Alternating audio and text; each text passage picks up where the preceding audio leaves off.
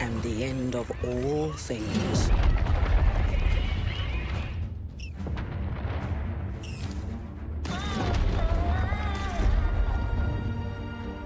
But the legends we hold dearest are legends of hope, of creativity, and of bravery. And friendships that change the world forever.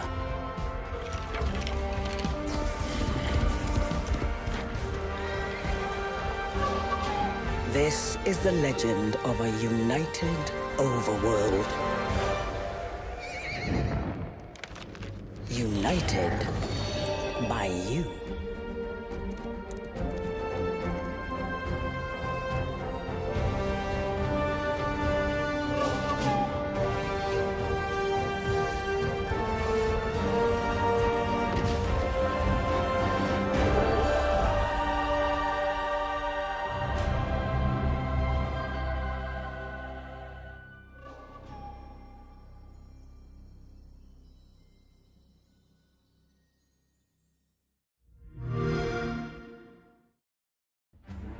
Now, onto our next block, pun intended, of course. Minecraft Legends is the action strategy take on the franchise you never knew you needed. I'm here with Dennis Rees from Mojang Studios, who has just released the world premiere trailer of Minecraft Legends. Dennis, welcome to the show. Thanks for having me, Malik. So happy to have you. I mean, this is a really exciting time for the team. Let's talk Minecraft as a whole, though. That game, I have nothing to back this up, but I feel like everyone on the planet's played Minecraft at this point. But that wasn't enough for you all. You all went and made Minecraft Dungeons, and now we're moving on to the recently revealed Minecraft Legends. So one, tell me a little bit about what it means for the team to actually be able to reveal the game, and then two, just let us know what Minecraft Legends is. Well, we are so excited to finally be able to talk about this game with the world. We've been working on this game for some time now. Minecraft Legends is an action strategy game is set in the Minecraft universe. And in order to build this, we really wanted to partner with a great company that understands strategy games. And so that's when we reached out with Blackbird Interactive. And in doing so, we were able to create an experience that is welcoming for people who may have not played Minecraft, but also people who have. And I mean, you've seen the trailer. It's about going and traveling through these beautiful biomes, exploring this world that is familiar yet still mysterious. And so as you explore these lush biomes, you collect resources, and then you use those resources to build defenses from these dangerous but very cute piglins. And in those offensive, you're able to fight them back and send them back to where they come from. And you know what? You're going to probably want to build some alliances with some unexpected friends because they're going to help you actually defeat the piglins and send them back to where they come from. Oh, I'm looking forward to it. And I love what you said about trying to make a game that's both for fans of Minecraft that exist and new fans coming in. Minecraft can go in so many different directions, I feel like, with a new game. What made you choose action strategy? Well, really, it was many years ago, as a group of folks at Mojang sitting around talking about what game genres they really enjoy. And action and strategy were the most popular ones that came up. And so we started to think about who we could partner with to build that experience. And that's where we came into Blackbird Interactive. And that was back in 2018.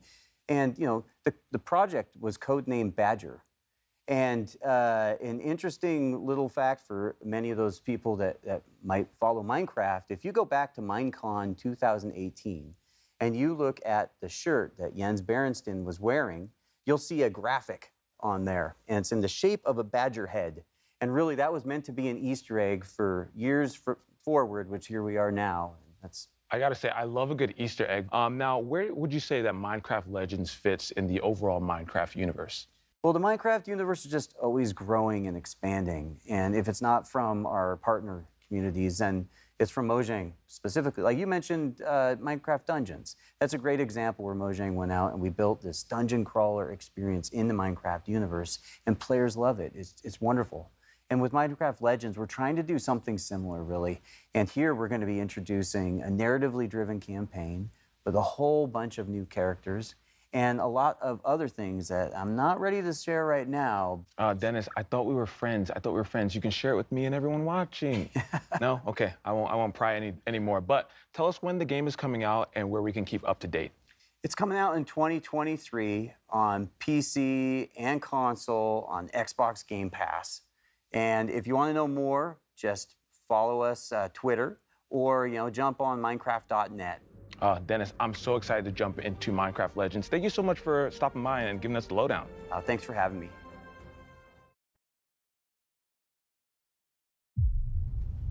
I can do this. I can do this.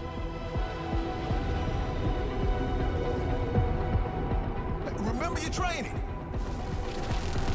Keep her straight. Keep her level.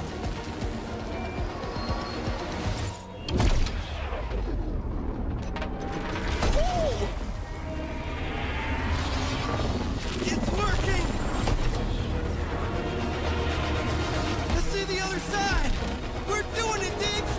We're doing it! You sure? And just keep that mind blank, little brother.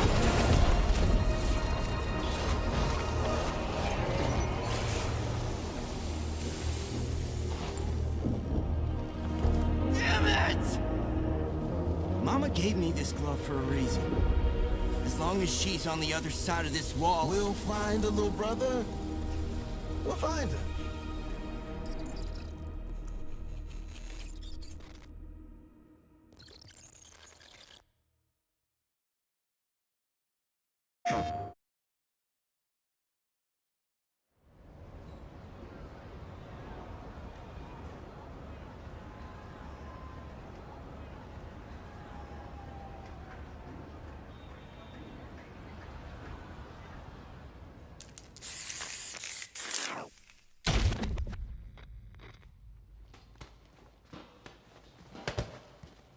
When you go looking for strength, it's not like a game.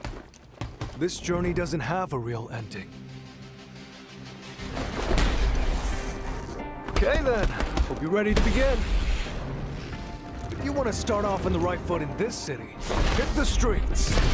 Yeah, hey there, I do this. Never fear losing. And when I get up in the game, y'all be improved. A real problem, but I solve them all face proof. And if you think I'm going forward, then you talking fool. Yeah, y'all wanna win, let me spin, boy. Or dunks aside, I'm super fly like I'm hanging off the rim, boy. I've been winning for my kinfolk. And I put on for my city from the intro. Fight!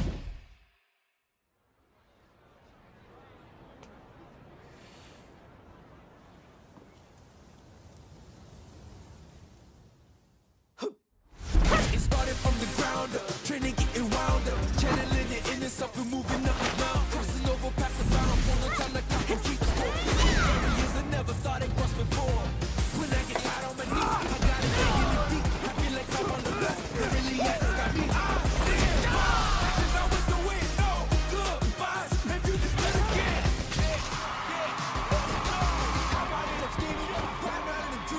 once I get the feeling, The top player is here. Let me have some fun. Ready? Then show me. this will be a good fight. If you wanna come and stand up to me, pull up on me now. If you wanna challenge, tell me what you wanna call me now. I'm on the road to the top and I'm not looking back. I'm on the road to the top and I'm not looking back.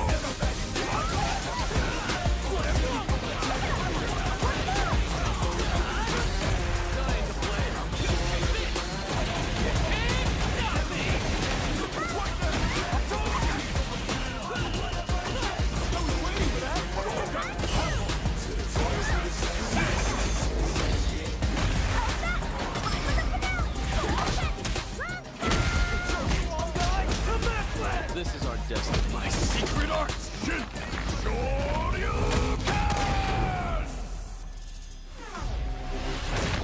Fighter 6.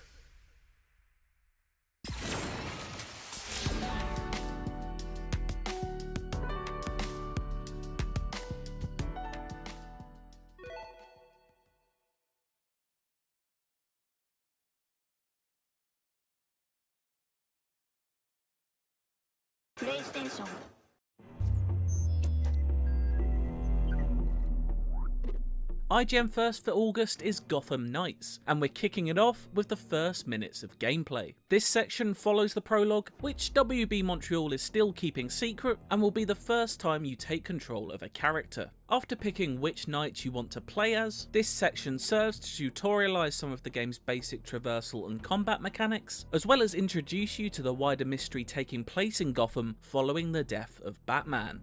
Enjoy! You want to break into the GCPD headquarters for a what if? Be my guest. I decrypted the case Batman sent with his message. We should focus on that. I looked it over, but did I get everything? It doesn't look complete. He says this has implications that could shake Gotham to its core. Ominous, but not exactly helpful. I saw a few places we should poke around. Construction sites, a quarry. He also mentioned a Dr. Langstrom. Anyone know him? He's a zoologist at Gotham University. Not sure what his connection is, though. Let's divide up the work. We can meet at the Belfry when we're done. Get it up and running. Who gets to talk to Langstrom?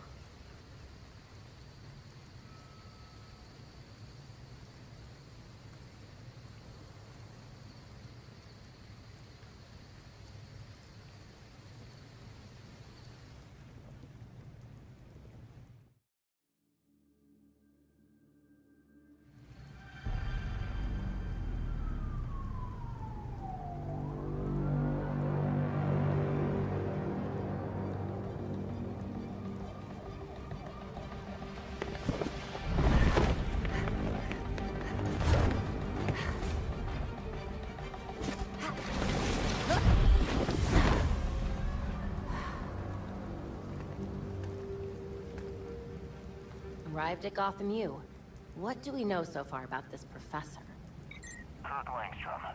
Judging by the half-finished file with the code black, Batman was digging into him hardcore. Then I'll pick up where Batman left off.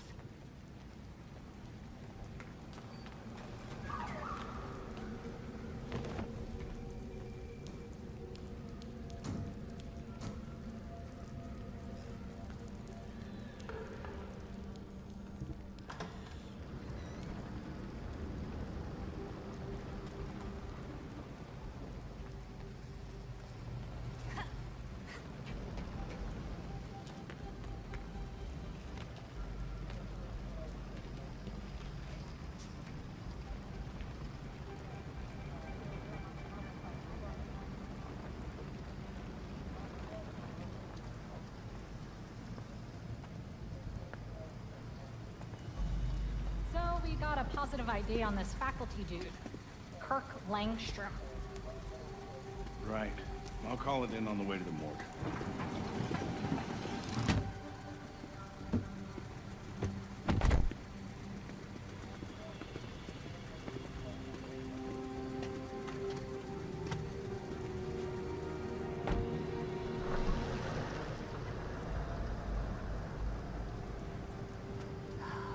Damn it. Langstrom's dead. Do we know where his office is? Seriously? Crap. Well, our notes had his office on the 3rd floor of Molson Hall. Got it.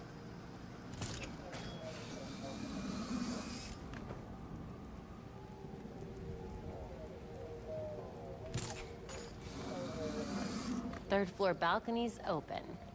Don't mind if I do. Body cam recording.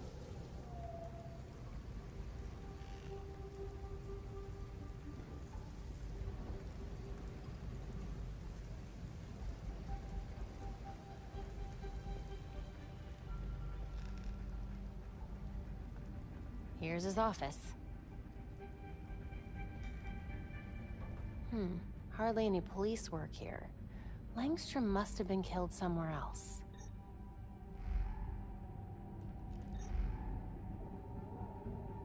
Those marks look fresh.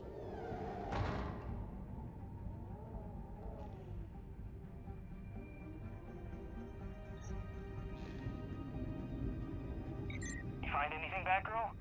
So far, nothing here. Our professor is very dead. I'll let you know when I find the crime scene. Good. Well, not good exactly, but at least a lead. The real challenge will be getting out of here without the cops finding me. Good luck.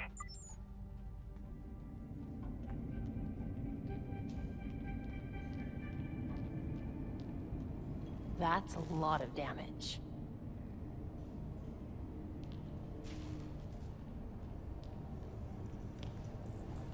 This must be where Langstrom died. The cops cleared out of here way too fast.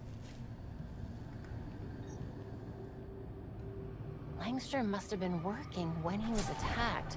Significant blood loss here.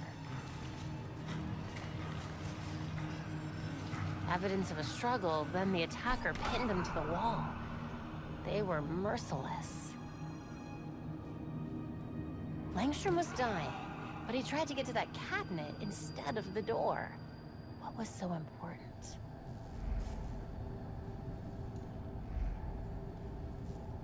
A hidden door. What secrets were you keeping, Dr. Langstrom?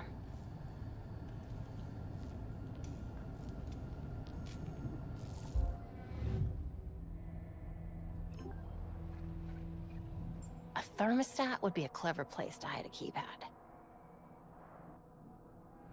A microwave. I hope Langstrom wasn't combining burritos with genetic specimens. Langstrom made sure to remember those dates. I should too. A phone number, but that's not a Gotham area code. Could be useful.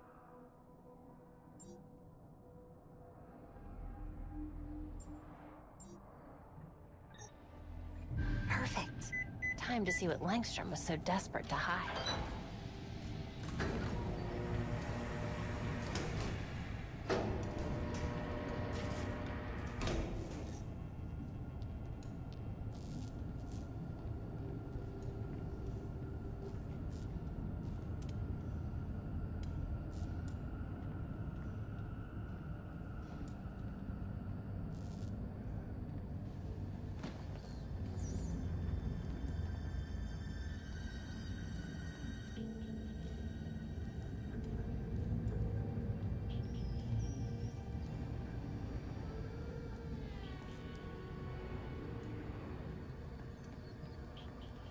Langstrom, what on earth were you up to?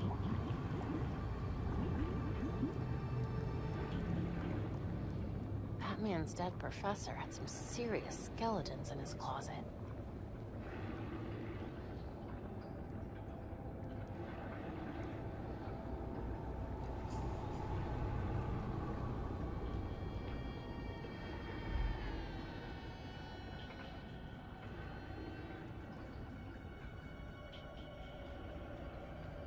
Langstrom's workstation. I should take a closer look. Well, hello there. A hard drive. I need to get this back to Belfry.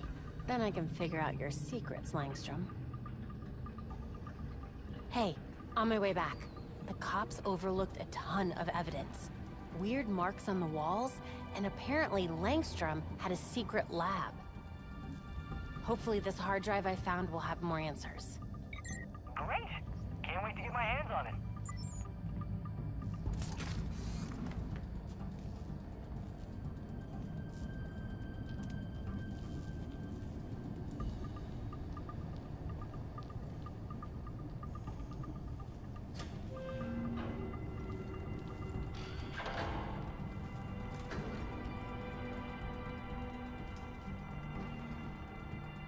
Great!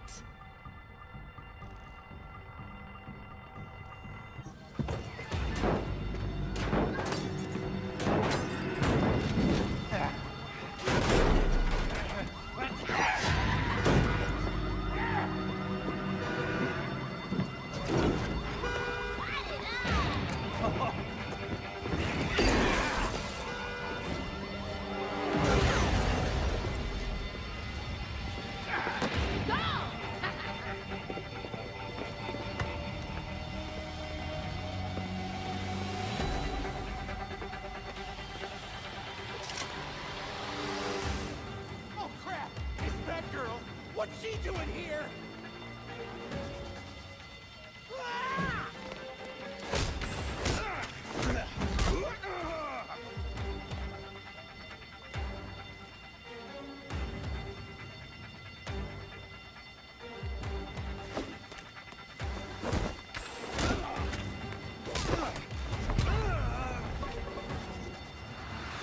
Freaks are here? With Batman missing, gangs had become more aggressive. It was only a matter of time before the freaks showed up. Gotham needs to see that someone still cares. I'll take care of this. I can't focus on torching this place with all that racket! Turn off the damn fire alarm up there! What? I need to handle these guys before this gets any worse. Fire alarm! Die! Die! Die!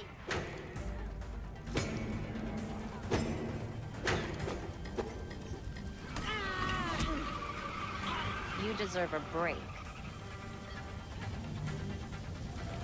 Quietly. The average temperature when something lights on fire is between 424 and 475 Fahrenheit.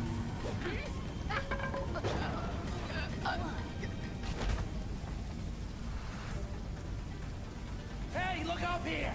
I'm a professor of setting stuff on fire!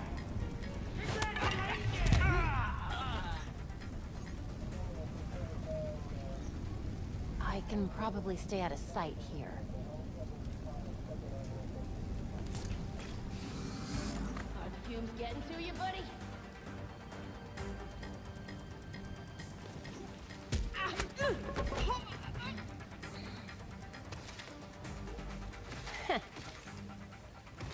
Smashy, smashy, smash, smash! Smashy! Sweet dreams.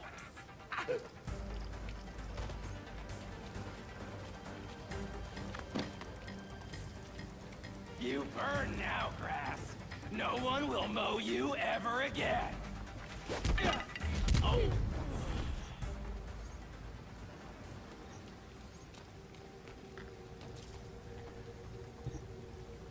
What are they even doing here?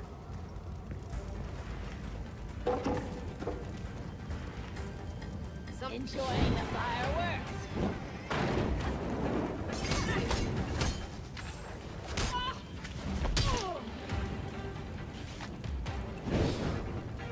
Burn, you boat!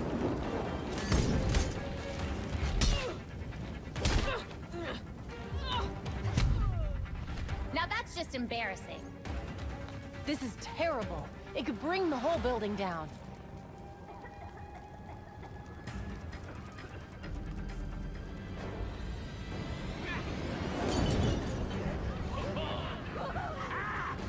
Hostages.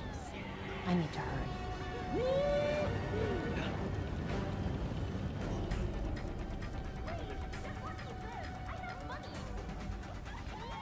Can anyone hear me? Help! They won't let us go! You knew how this was gonna end? You're rude, baddie. Slow it down.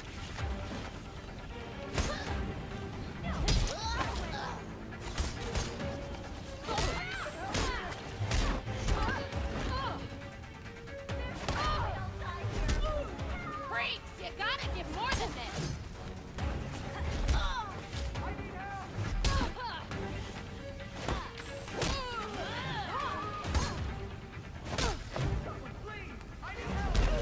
Get it together, freaks! Come at me! I ain't scared.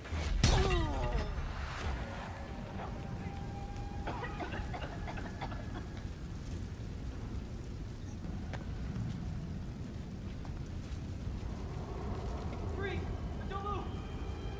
Steve, move!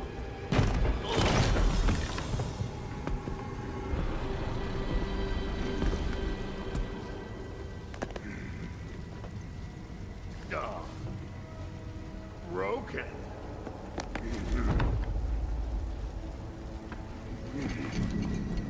What Let's see if you'll break too. Get to safety. Go!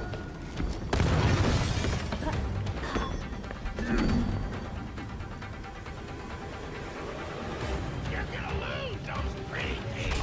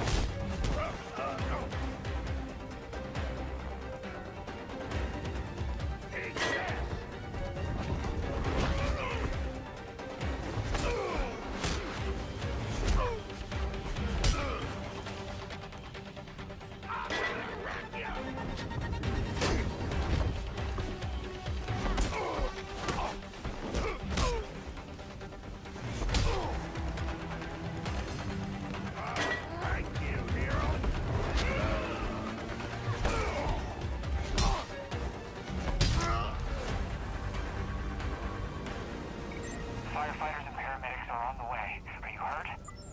I'm good. Looking forward to kicking back and decrypting this hard drive. Be there soon.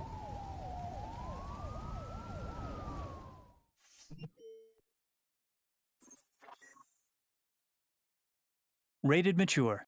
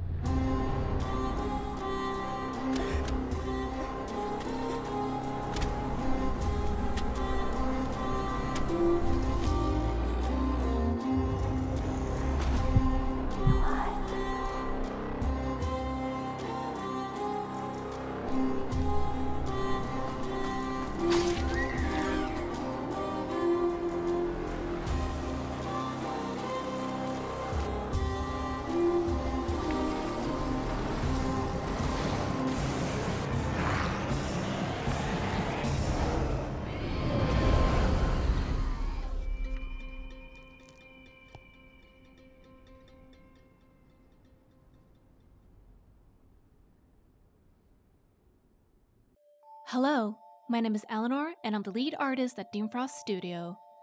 Today we want to show you Apart from Bramble the Mountain King, a grim adventure set in the world of dark Nordic fables. You play as Olle, a boy who's trying to find his missing sister in this foreign land. Today we want to show you a small portion of our game and the world that we created. It's inspired by the stories and legends on which we grew up with ourselves. So, sit back and enjoy the ride.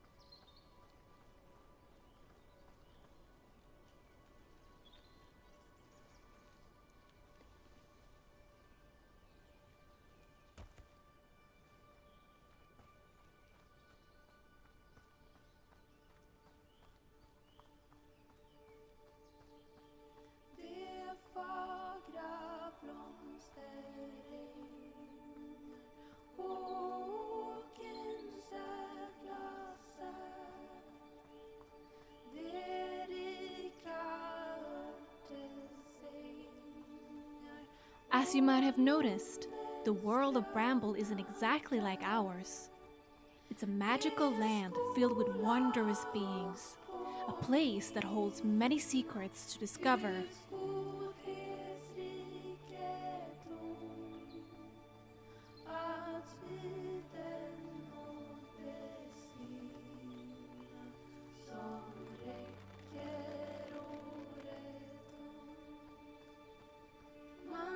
Fåglar sjunga med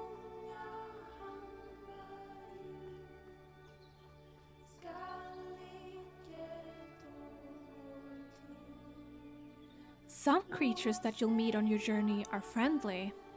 They will help you on your quest to find your sister. However, not all creatures have good intentions.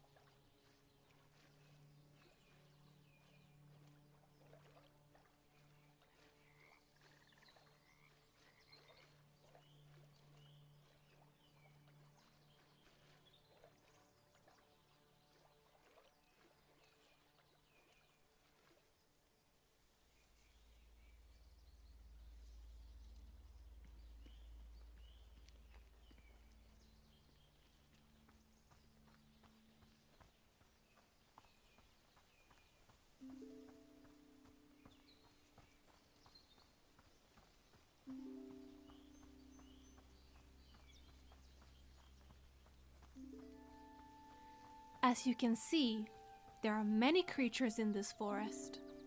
We saw gnomes and their hedgehog chariot. Here, we're introduced to the rumpetossar, rather innocent creatures of the forest. These particular ones have dandelions growing from their heads. And it seems like we have a rather big creature ahead of us too, snoozing in peace.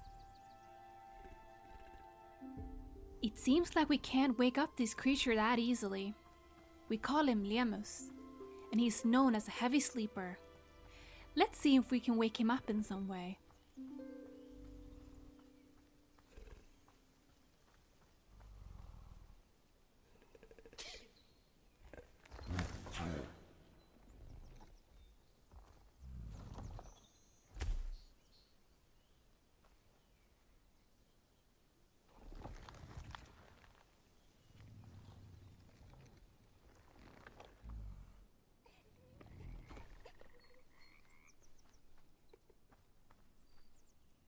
Looks like someone needs our help. Let's see if we can reunite the baby gnome with his dad.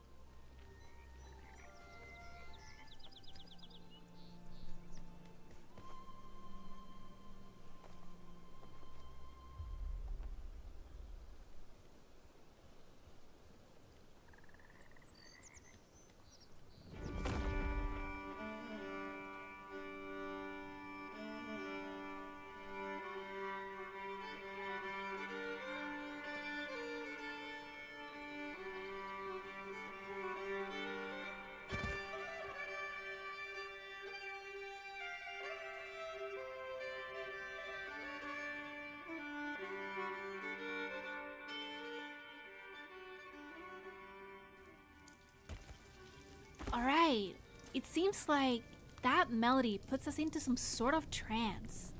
Are we being lured, perhaps? Let's get out of this cave. It's a bit cold and creepy in here anyways.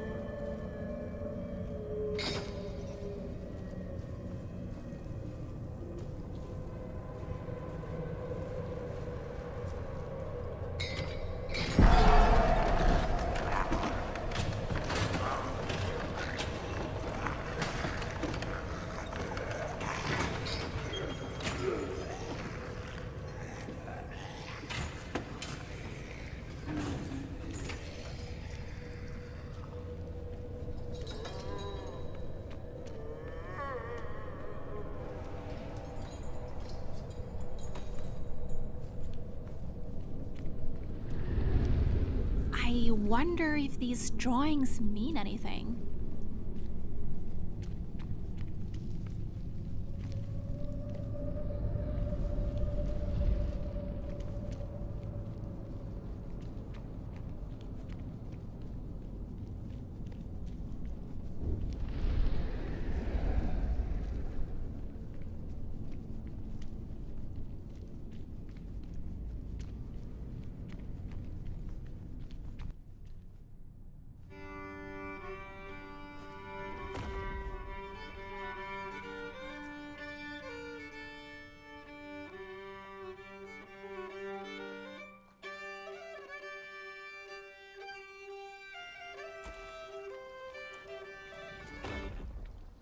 Looks like we were lured by the sweet melodies of Nekken. In his past life, this creature used to be a musician, but he was bullied without remorse by people in his village. And one day, he snapped, and his anger made him play a melody that got the whole village dancing until their feet and legs were worn down to bones. He killed those people that tormented him, as well as the love of his life. Now he lives all by himself in the lake, luring people with his tunes. Looks like you might be his next target.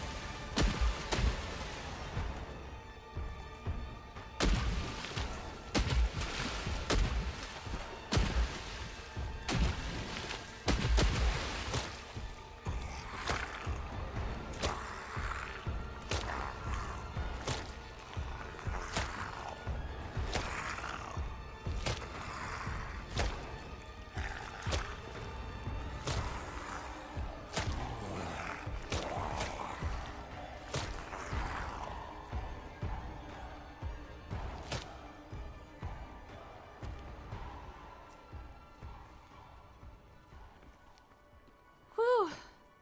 Looks like we got away. For now. Okay, we need to get out of here as quickly as we can.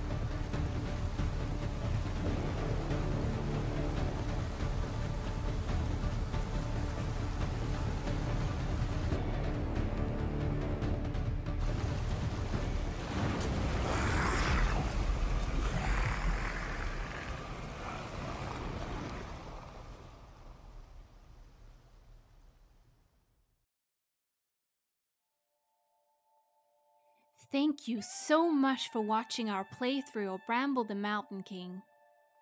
We hope you liked the scenes that we showed you.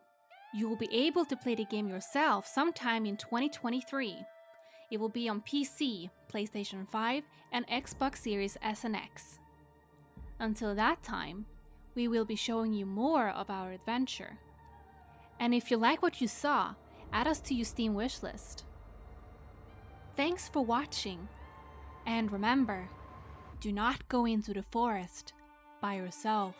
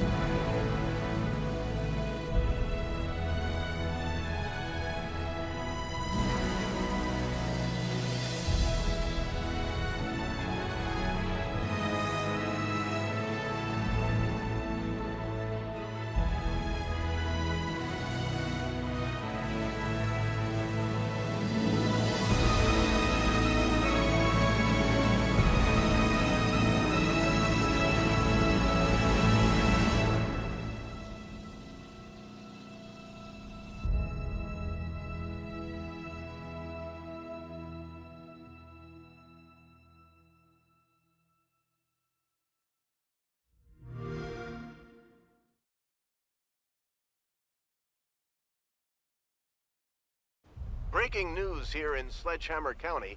After a sharp increase of car racing activity in recent days, authorities now report a staggering amount of items and racetracks popping up out of nowhere. Jan, what do you make of it? Well, Bill, it's like you say. Random bits and pieces of racetracks along with all different kinds of items have been emerging all over the county. And, wait, I'm just getting word that these pieces now seem to be rising into the air, forming an ever-expanding aerial racetrack and eclipsing the sky above Sledgehammer. Bill, I've never seen anything like this. You have to wonder, who is behind this and where does it end? Shadows in the sky, footsteps in the night, behind me, targets in their sight, running out of light to save me.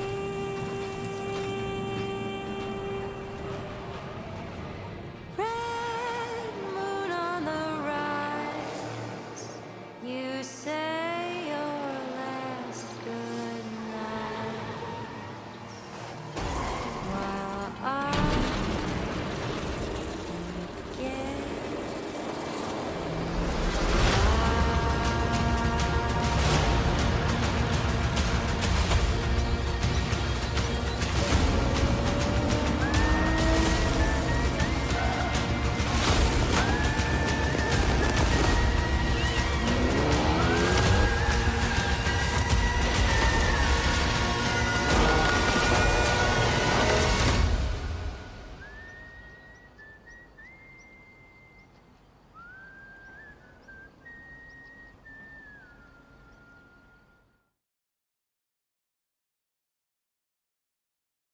Custodian. In the wasteland, only one thing matters. your genetic material. Take all you can and build anything to protect it.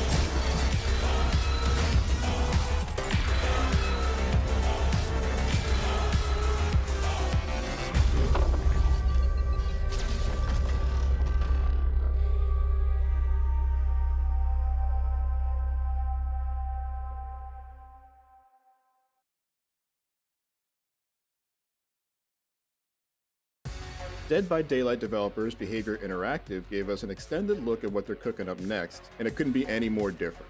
Meet Your Maker is set in a sort of rust-punk post-apocalypse, where the last survivors of the human race shoot and slice each other to get their hands on the most precious resource imaginable, pure genetic material. The setting is maybe the most mundane thing about this game though. Design-wise, it hopes to blend two seemingly incongruent genres to make a truly unique online experience. Meet Your Maker is really two sub-games in one, a base builder and a speedy dungeon shooter. In the first bit, you build your outpost full of winding paths and traps like bomb ejectors and spiked walls to keep the genetic material prize safe from incoming player raiders. From the footage, it's tough to see how big these things can get, but they appear to be massive. There are also several different materials you can build with, but we can't say for sure what the benefit of one would be over the other. When you're done creating your death fortress, you can populate it with AI guards that handle various forms of gun slinging and blade swinging to stop oncoming raiders in their tracks. You can even set the paths they patrol on. All very cool and creative stuff. This seems like a lot to learn though. It feels like so much trial and error is involved in getting something like this right that without a great tutorialization at the beginning, I can see lots of people skipping this feature completely to just shoot up the more diligent and determined players who didn't. Similar to how Dreams has more people playing Dreams creations than doing the creating themselves. That said, there are a lot of other features only lightly exposed and hinted at here, like being able to quickly test your traps as a raider on the spot. So user-friendliness seems to be a large priority here. The other half of the game involves raiding other people's outposts yourself. Running through an enemy outpost requires being extra prepared for anything, being able to adjust your plan on the fly, and having the speed and reflexes to react to sudden problems. Besides your own wits, you have an arsenal of weapons like a gnarly-looking bowgun and a punchy shotgun.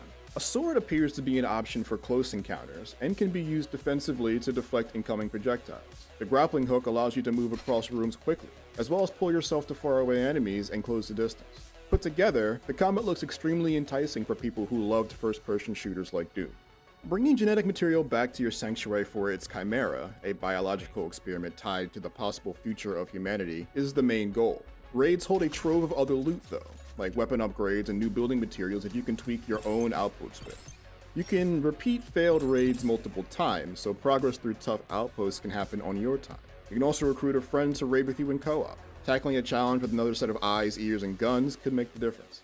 There's still plenty to be learned about Meet Your Maker. Behavior Interactive slated the official launch sometime in 2023, but interested parties can sign up for the closed playtest, which will take place in the coming weeks. Until then, come check out our latest IGN First exclusive piece on Gotham Knights. And for all other things video games and entertainment, stick with IGN.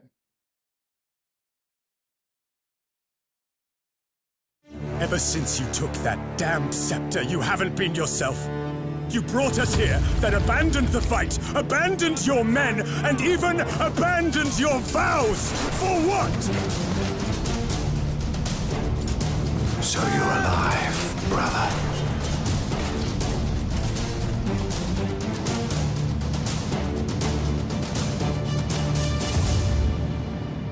My lord! The honor is ours. My lord! The honor is ours, brother. There's no turning back, no rest, no doubt. Advancing! What manner of beast? These be fools! When truth never know, peace be! I see you have brought friends. God's name! Back off, Dave! In God's name! What happened to you, brother?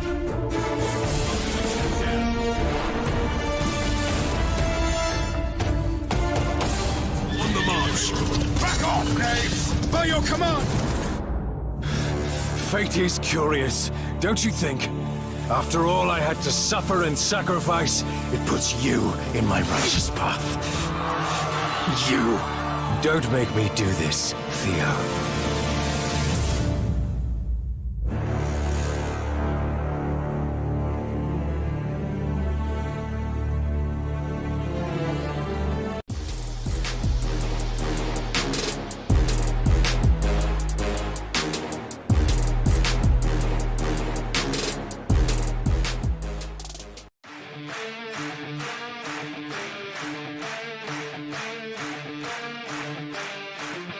So we're about to go to the entryway of the Colomessa, and I've just been told that this is 3 million square feet. So it's a huge place, right? Do you see? I don't know if you can see.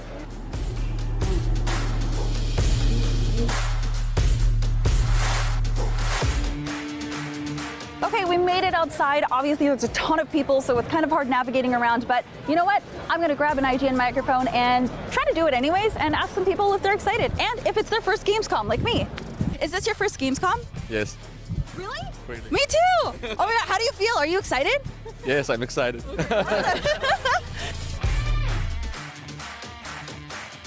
I love that this has brought so many people together. So many people are just excited to meet others. And also, they're really excited to check out the games. As you can see over there, people are waiting and they brought their Switches and their phone games and everything. Steam Decks probably, if you're lucky enough to get one of those.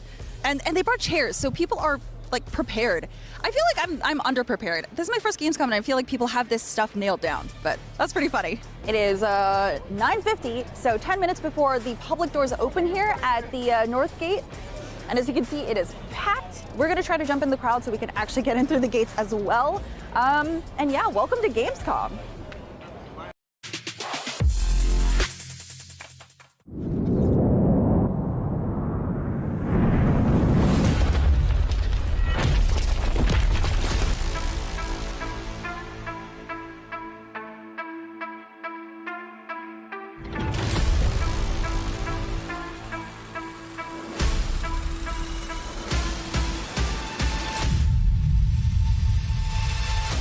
Gamescom 2022, the biggest video game convention on Earth, is back in full force, and IGN is giving you a front row seat to the heart of gaming live from Germany.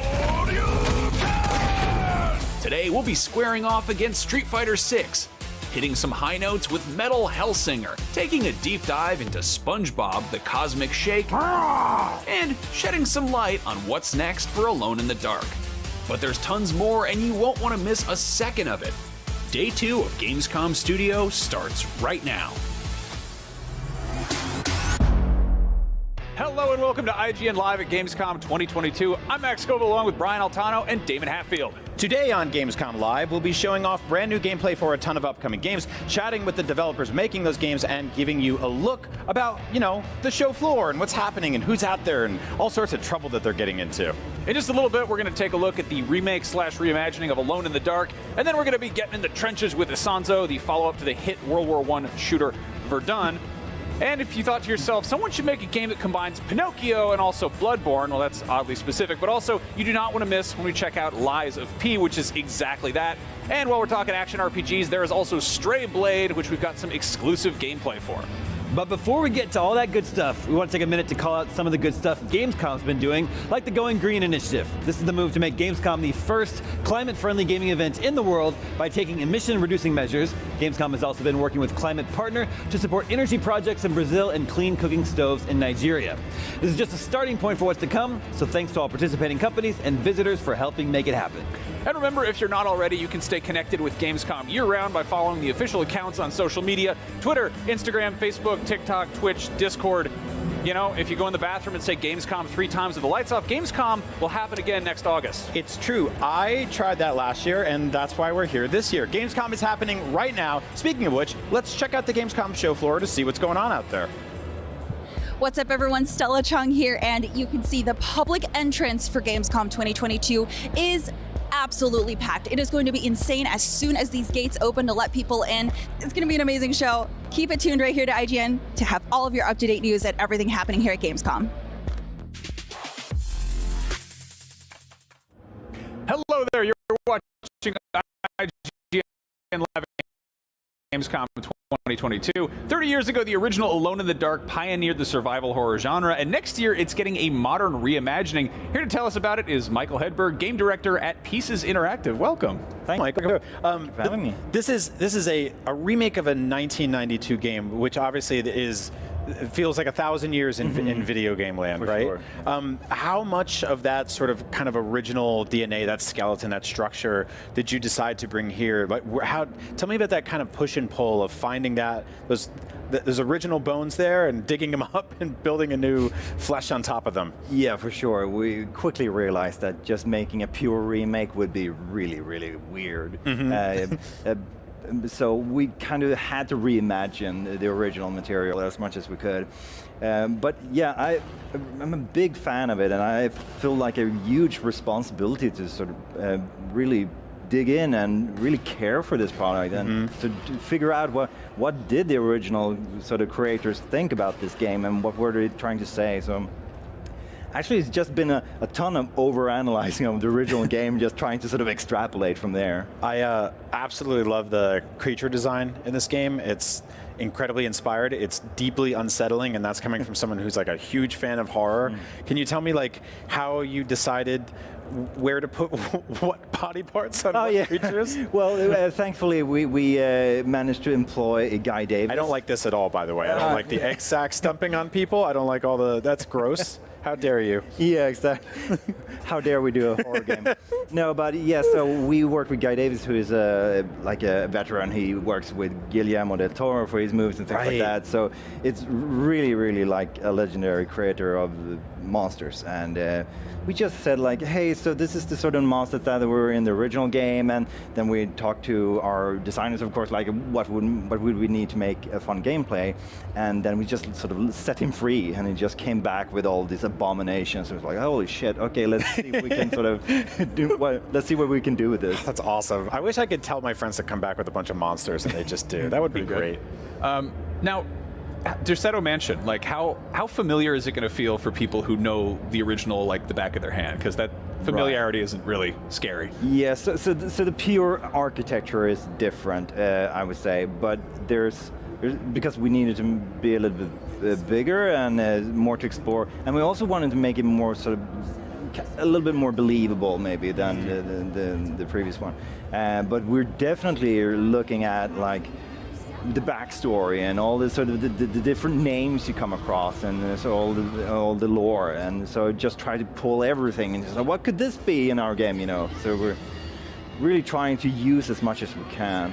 How did you know like it was like when did you know it was working? Because I know it's like when you're making a video game, it's like obviously the lighting is a big part of it, the sound is a big part of it, but it's also kind of like you get to see the haunted house with the lights on, basically. Yeah. No, it is really weird because I guess the funny answer would be I still haven't gotten there, but you know that's not fully true. You kind of got it like a year in or two, but it was still like you have to imagine that we have all of this stuff in play, Right. and I think like people are still sort of working a little bit in the dark. Of course, yeah. But you know, it's there's a lot of things that will just come together at the very end, and we just have to trust that we're getting there. Yeah, I really just appreciate the sort of like atmosphere and mood that you're building here. It reminds me of some of my favorite third-person horror ever, and it's I don't know, I just get really excited seeing a character run around with a gun to shoot horrible monsters. When I sit down and play video games, this is the kind of stuff I want to do because I'm warped. Let's talk about the third-person thing because you know the original had fixed camera angles, and you know you made Soma and Amnesia, which are terrifyingly first-person, and in this case, it's a little more like you know you can kind of see what's over your shoulder. It's you know it's you. How did you land on that? Yeah, so there's a few different reasons. We definitely went through all these ideas. So what was the pros and cons for different cameras? One of the big things, as you can see here, is that it's nice if you're playing and actually exploring to look at things. So if we would have the static camera and we were like, oh, we really want the player to look at that painting or something, then we would have to punch in with a different camera angle. But now we can just let the player look at whatever they want. Also, since I really wanted the characters that you play, Emily Hartwood and Edward Carnby, the two protagonists that you can play, I really wanted them to come alive, and I wanted the player to care about them. So that's why I really like this third person, where you can see them, where you can kind of look at them and interacting and really being inside the game. Do they sort of feel different? Do they have like kind of different sensibilities when you're? For sure. That's really cool. Yeah, so Emily is more of a directly connected to the game story in the sense of her being the niece of Jeremy Hartwood, which is the catalyst for the whole story. So she's more of it's more personal for her, while Edward is hired by Emily to investigate this case. So he's a little bit more detached, but he's also kind of this rugged detective. He's like, shit, dude, I really didn't need to go through all of this. So he's fun in that way. I love that he was hired for this. It's like you couldn't, like at one point does he come back and go like, you need to pay me more. Yes, this has gotten out of hand. There's some horrible, there's larvae falling from the ceiling, there's egg sacs, I've had enough. We should renegotiate, yeah, for sure. Yeah, call someone else, I'm out of here. Anyway, Michael, thank you so much for joining us. Thank you for having me. Check out your game, it looks utterly terrifying. Alone in the Dark will emerge from the shadows sometime next year, but if you want the exact opposite of solitary things in low light conditions, there are more groups of people in extremely well lit areas right here. So keep watching IGN Live at Gamescom for more.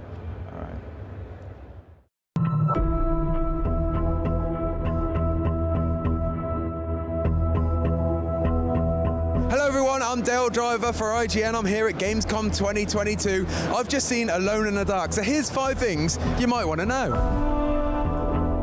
First things first is that this is not a reboot, or it's not even a remake, it's a reimagining. It's like a love letter to the original. The developers told me that they've taken elements from the first game. They've taken a piano that was there, a character that was written in a note, and then they've expanded upon these things, adding more to the world and basically telling their own story just in that Alone in the Dark universe. They're very much inspired by the first few games though, so much so that obviously some of the characters are maintained, but yeah, it's a whole new story to explore.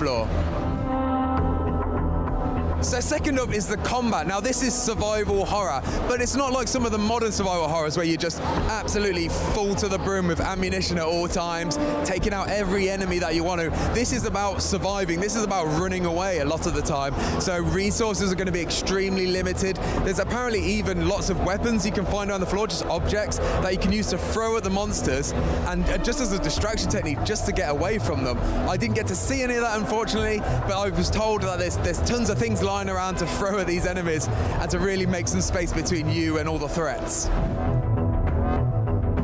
So although this is one singular story, there is actually two characters, like the original first Alone in the Dark, that you can choose. There's Edward Carnaby, who you might be familiar with, but there's also Emily, who you got to choose in the very first game. Now they're giving you this option is very much, what I'm told, very much like Resident Evil 2, in the fact that you've got two separate stories no matter what character you choose. Now whoever you choose is the lead protagonist, but the other character will get to experience a different path through this world. I don't think they're going to get to meet up too much, to be honest, from what the impression I got, but I do think that there's definitely a certain path each character has. So in a way, you could say it's two stories in one. They were very clear not to say that, by the way. That's just me, but that sounds like what we're going to get. So the fourth thing is about the location, which is a giant manor house, which used to be a mental hospital, I believe, all based in Louisiana. So I don't know if you're like me, but in survival horror games recently, it tends to usually start off in one of these houses and then expand and go crazy places, where the reality is, I think the best storytelling usually comes from just exploring a creepy mansion and finding out its history, finding out its past, and what's going on in there. Now, the Alone in the Dark devs told me that this is what we can expect with Alone in the Dark. Yes, there is areas outside of the manor house, but mostly you're focused on solving the mystery and what's going on. Ultimately, you play as an investigator, so there's lots of investigatory work to be done, and that's where all this takes place inside this manor house. Now the last thing is a playable teaser. Now to be clear, the developers very specifically told me that they have no plans right now to release it into the wild, although they did very much hint that they might. But it is available to play at Gamescom, so if you're at Gamescom, make sure to check it out. Go to the Alone in the Dark booth. It's called Grace in the Dark, where you usually play as a young girl called Grace, and it's more of a tone piece. It's more about exploring the world and the sense of the environment and what to expect in the final game. Like I said, not available online, but they've made it. I'm pretty sure it's going to come at some point. So that was 5 things about Alone in the Dark, and if you're like me and you're a fan of survival horror, I think you might want to keep an eye on this one. For everything else at Gamescom 2022, make sure to stick with IGN. The house in New Orleans, they call the rising sun. Gamescom 2022 is presented by Samsung SSD, essential for gaming.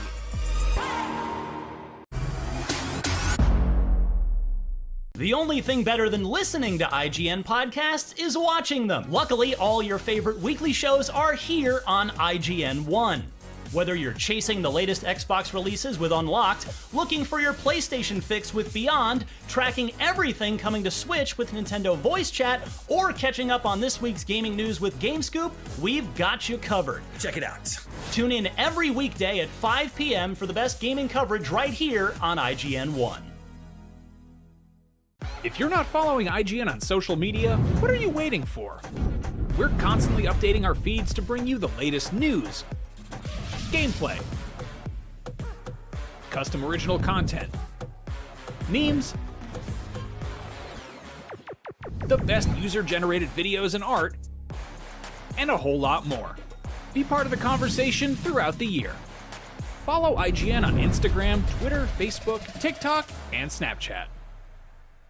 Everybody loves watching a speedrun of their favorite game, but what if you got a chance to peek into the mind of the developers behind those games as they watch their hard work get completely destroyed right in front of them? What is happening right now? That's exactly what happens on every episode of Devs React to Speedruns. We invite you to ride along with the developers as they watch, react, and enjoy some of the craziest gameplay by the most skilled speedrunners on the planet. Tune in every Saturday for a brand new episode.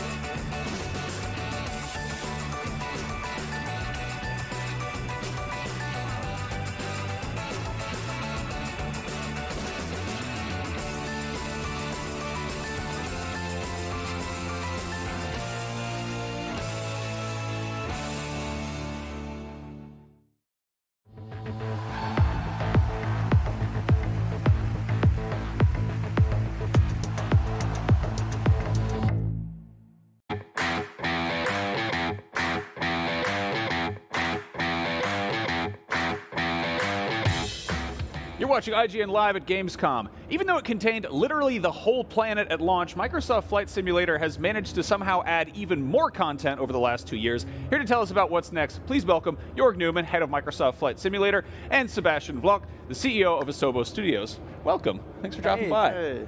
So, big thing right now is helicopters. I know people really want to know what's going on with those. It's pretty self-explanatory what a helicopter is, but sort of how it gets implemented in Flight Sim is, we're curious. Big question, can you land them on top of structures? Definitely. You can land anywhere. But Seb coded it all, so he should speak to the specifics. Yeah, so we have done a big update to the whole physics and simulation engine, especially for helicopters. The flight model is very different from a helicopter and a real aircraft. And yeah, you can land everywhere on buildings, any field, mountain, yeah. Awesome. How would you say that sort of changes the feel of the overall experience compared to being in a... I think it's a different way of seeing the world. I really rediscovered the entire planet with the helicopters. I've been working on it for 1 year now, and you see things really differently. You have time to stop somewhere and turn around and stuff like that. It's a new way of flying. Yeah, it's incredible. And the other big world update is Canada, which is coming in September. Is that correct? That's right. What can you tell us about that? Well, so we listen to our community a lot, and we had done 2 United States updates. We also did Germany update and stuff, and the Canadians are like, "Hey, it's our turn. What the hell?" And we're like, "Okay, fine." So it takes us about a year because we are trying to do 3D cities. We fly planes over cities, they take millions of photographs, we make them 3D out of that, and it takes about a year to make that. So we have 12 cities, and then we have 5 airports, and that sort of shows you all the countryside, and then we have missions in between. And it's really just for people to discover. That's and it's huge, right? It's the second I don't biggest believe country. you that Canadians would say, "What the hell?" I feel like that's much nicer. Much nicer than that.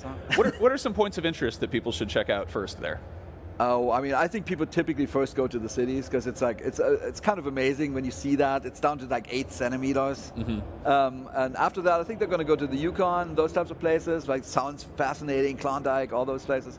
And it is great. Like, we have a new digital height field, like digital elevation map. So you see the Rockies in all their glory. And I think people will go land in the valleys. Kind of what Seb said. They land in the valleys where you typically go have gold digging and stuff like that. And I think that'd be cool. I love it. So you recently had the Halo Infinite Pelican, and there was the Top Gun Maverick update, which I love that like every big game as a service is doing like pop culture crossovers, and even Flight Simulator. Are we going to see anything like that in the future? Yeah, I think so. We're trying to be a little bit careful with that because you could do anything, really. We try to stay pretty true to our... so Halo was a little bit of a stretch because at least it comes from Earth, right? So if it's completely something else, at some point our fans will probably be a little bit, hesitant because they're flying around our real airspace. But you'll see quite a bit. We have a lot of discussions with. You got some toys in the toy box. Exactly. You can get some Skyrim dragons, Banjo-Kazooie. For that out good there. ideas.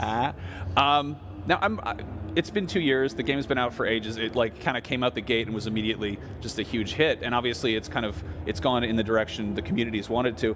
Has there been anything sort of come out of the community that's really surprised you? I would say the creativity is great. I mean, there's 500 or so companies that make stuff. Like, they make add-ons. Some of them are shockingly good. And I think the tolerance is interesting. Like, we knew we had a core audience of PC simmers, and then we brought it out on Xbox, and everybody's like, "Hey, there's gamers coming in. What the hell are these people?" And they were so gentle to them because they know the hobby is growing. And then we did it again when xCloud or Xbox Everywhere came out. Again, totally different people from totally different places. And I think they see the next generation of simmers coming in. And I think that was very heartwarming because we were a little bit nervous, quite frankly, if they would be tolerant of people who don't know how to fly at all. But it was the exact opposite. They sit there and explain to the newcomers how to do it, which is great. That's lovely. I mean, that is fascinating because there is, you see this with really any gaming that has like the core community, and casual people like I don't know how to fly a plane, but I tried and I've had fun doing it, and I think that's really great to be able to hook people like that, and like clearly you're being able to serve that hardcore community, and it's opening up to other people. Has there been any consideration to try to do anything like more arcadey, more video gamey? Without, you don't want to ruin the simulation experience, but recently we saw like Forza Horizon 5 like drew in a ton of people who didn't normally go anywhere near motorsport or anything like that. I mean, my opinion is Forza Horizon it's a terrific game, and it's freedom. And it's freedom of what you do, how you do it. And I think that's what Flight Sim has. We have the Earth, right? So that's cool. And there's a gigantic playground. I don't think we will ever be arcadey, but it's about how long it is. Because people are dreading a little bit, oh my God, I'm sitting on the tarmac for 20 minutes and stuff before I can even take off. But then we did Maverick, and you have a race over like super low to the ground, 3 minutes, you're done. And you get a score, and people are like, oh, awesome, great. And that becomes more gamey, but it's not arcadey at all. Actually, the plane is physically totally correct. Yeah.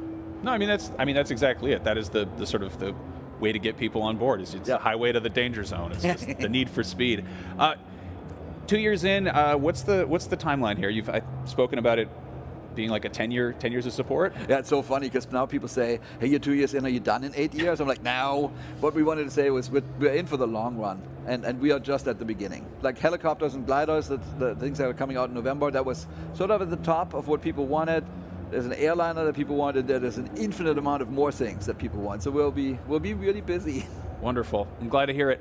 Thank you so much. Microsoft Flight Simulator is out now on Xbox and PC, and it's really, really cool. So if you haven't checked it out yet, please do that. And in the meantime, keep watching IGN Live at Gamescom for more.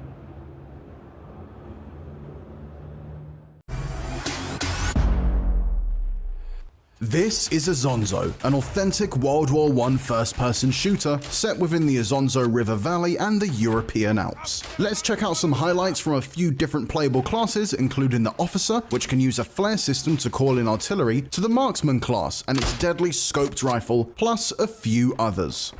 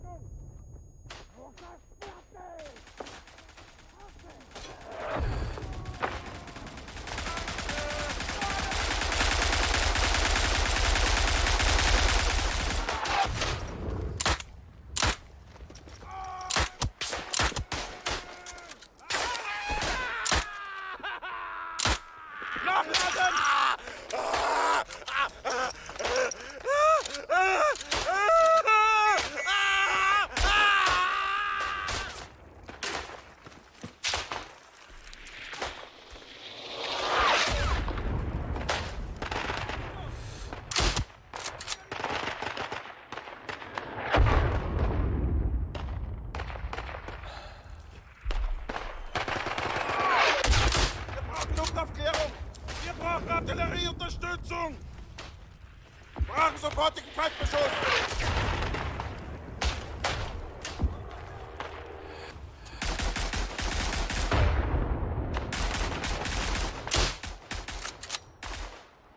Luftaufklärung angefordert, Männer!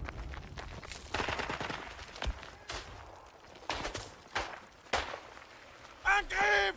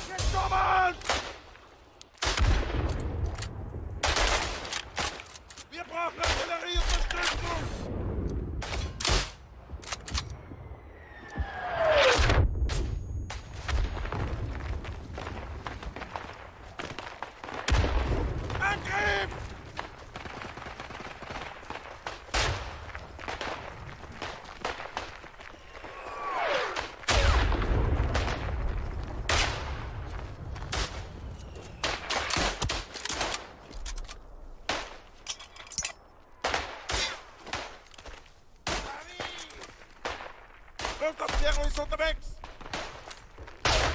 Wir brauchen Luftaufklärung. Artillerieunterstützung.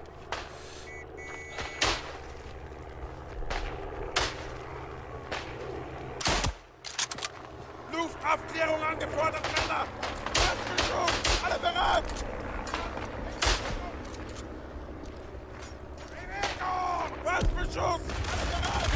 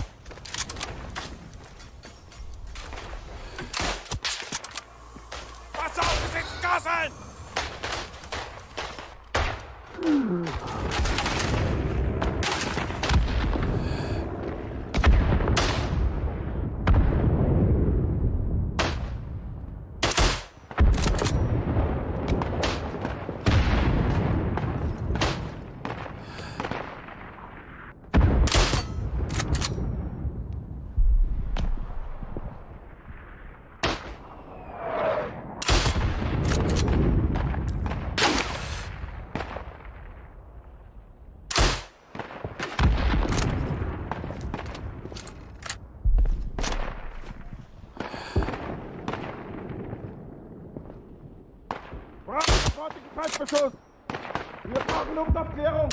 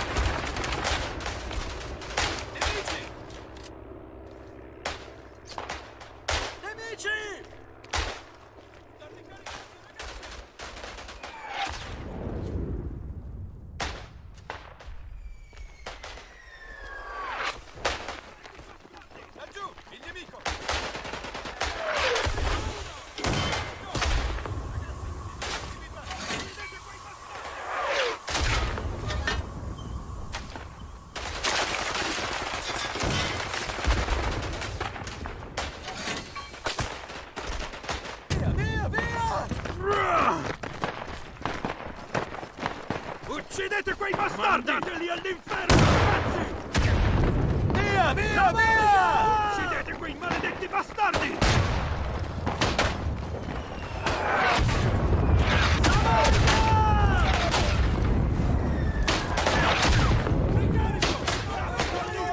Ragazzi! Via, Barlero!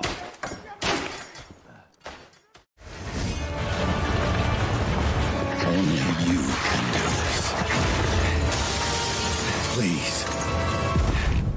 What's up, everyone? Mitchell Saltzman right outside the Xbox booth at Gamescom 2022. I just got finished playing about 15 minutes of Lies of P, and I want to walk you through 5 things that I think you should probably know about this game.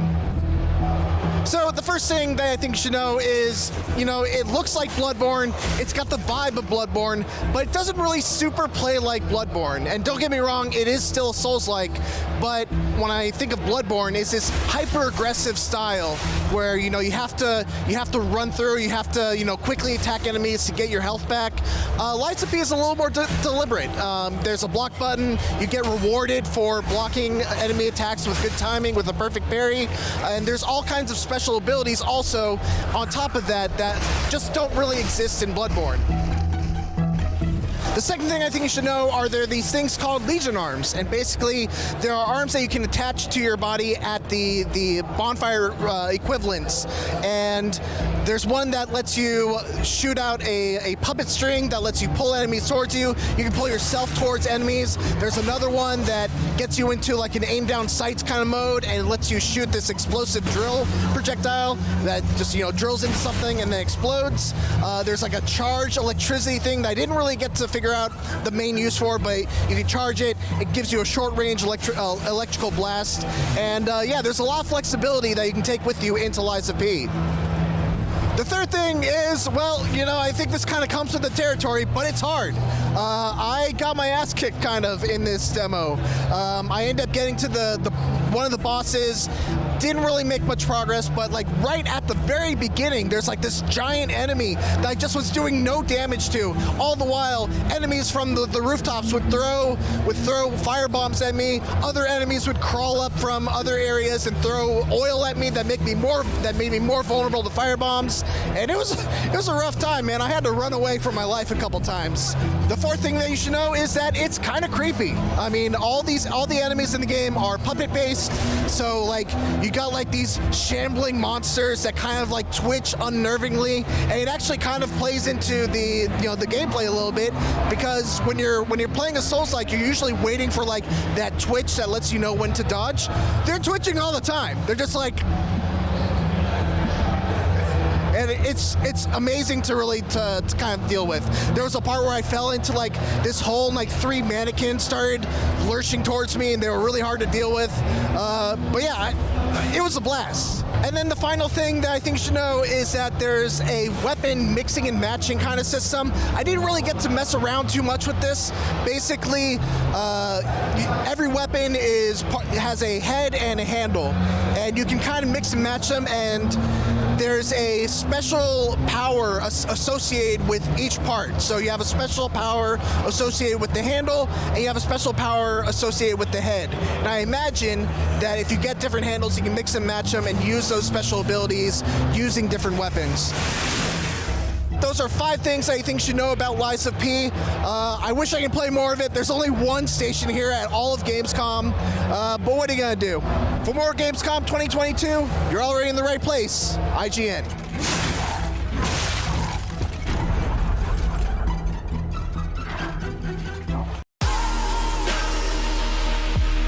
Gamescom 2022 is presented by Saints Row. Be your own boss and take control of Santo Alesso. I'm Akeem Lawanson, and this is What to Watch on IGN 1. It's a weekly show where we check out the latest and greatest in trailers, reviews, and everything else in the world of entertainment. Tune in to new episodes every Friday at 9 p.m. on IGN 1. IGN is your go-to for the latest and best in games, movies, and television. And with over 50 million IGN subscribers, you're in good company. Oh, we're shooting turkeys! Thanks to your help, we've raised over $100,000 for charity. Brought you and creators the world over together for events like Gamescom and DC Fandom. Brenton Thwaites here, I play Dick Grayson. And made your voices heard. You voted almost 30 million times in our best video game of all time and Super Movie Madness tournaments, and posted over 40 million times on IGN's message boards. The chat must flow. Catch our unending stream of up-to-date news and so much more over at IGN.com, or subscribe to IGN on YouTube. And check out IGN Games and IGN Movies and TV for deep dives into your preferred pop culture. Plus, IGN guides to get help on veritably any game from our team of experts. No matter where you are, IGN.com, YouTube, Twitter, Facebook, or Instagram, IGN has you covered. Hey you! Yes, you! Do you have FOMO? Fear of missing Gamescom? Relax. Gamescom is everywhere you want.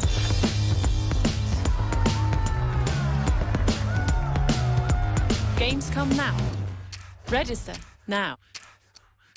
What's up, everybody? I'm Stella Chung, and you're about to get your weekly fix. This is the show where we round up all the biggest gaming and entertainment headlines you won't want to miss. Tune into new episodes every Saturday at 12:30 p.m. Eastern and Pacific on IGN 1.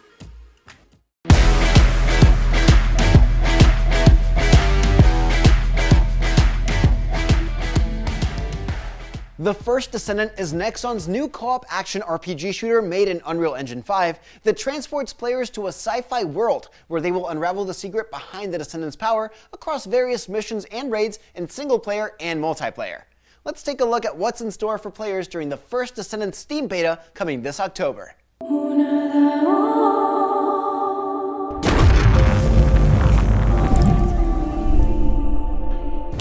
We always ask questions.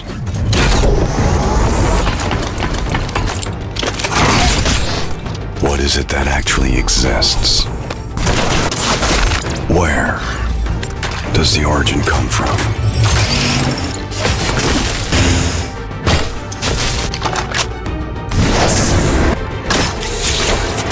Where are we headed to in the end?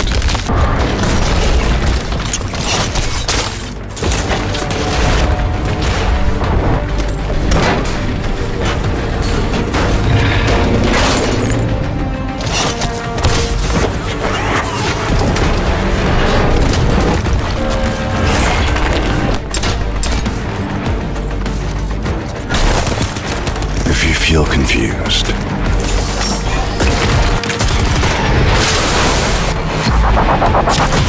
just reload your gun.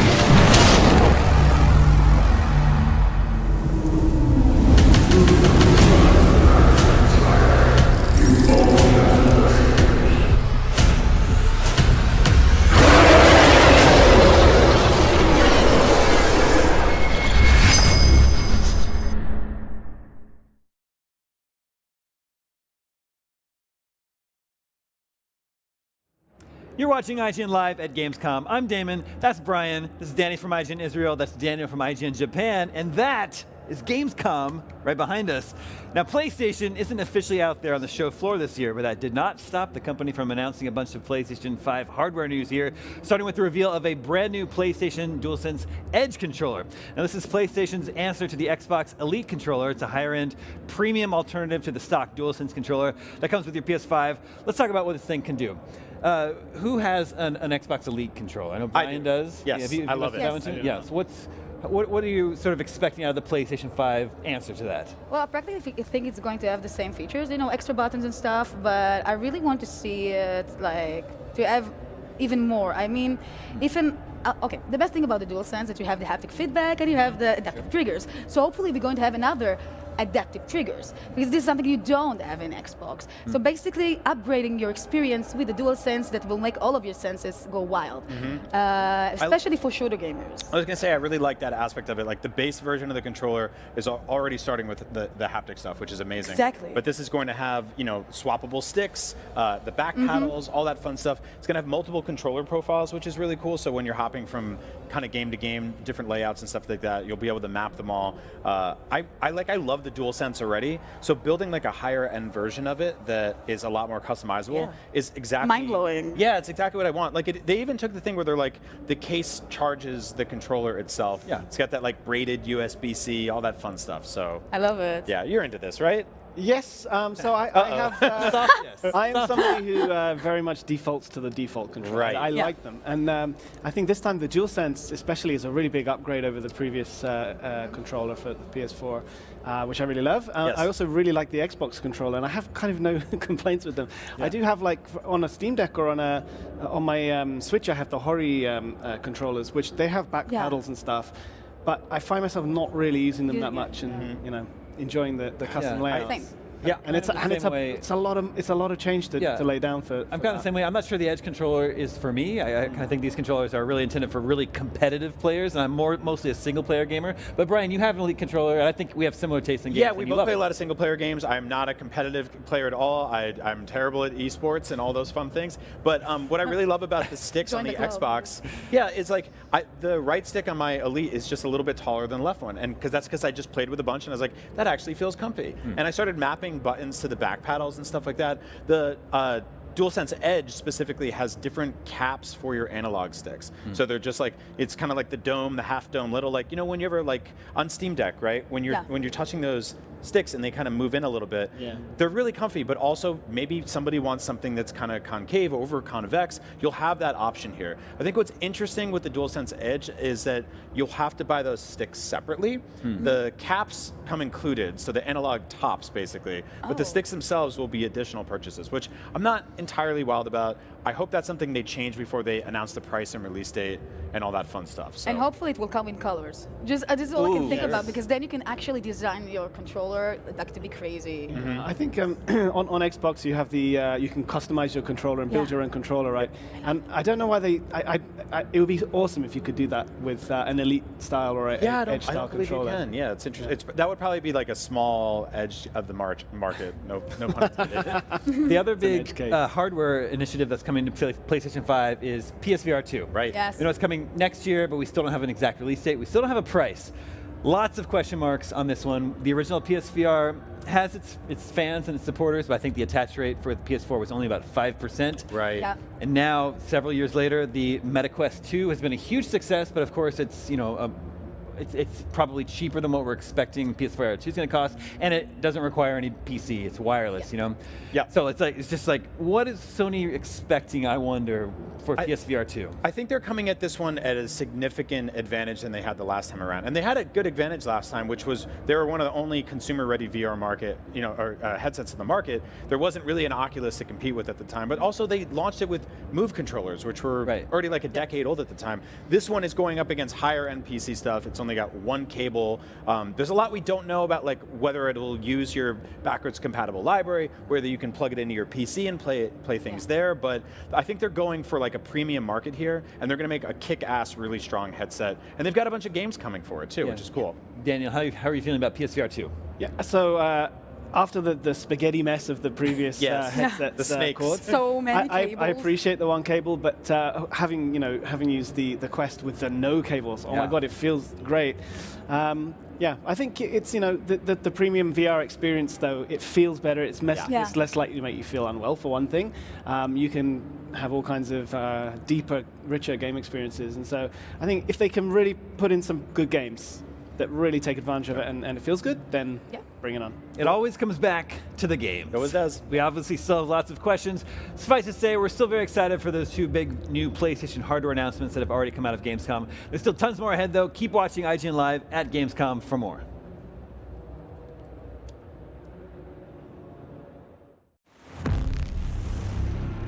All right, I'm Stella Chung, and I am here at Gamescom 2022, and you can see the crowd is so excited. They're piling in. The doors are open now. It is officially go time. I am so excited. All right, we made it. We're inside. Shade. Okay. Now to figure out which entrance to go through. I think we have to go through here. Okay, we made it through the outside entrance, which is great, because now we're inside an AC-ish.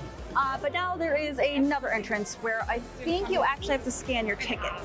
So a little bit more of a line, but I mean, we're almost there. Like, I could see it. Oh, see, look!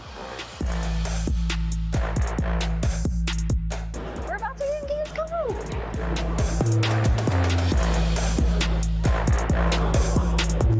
Oh my god, look, they're aliens!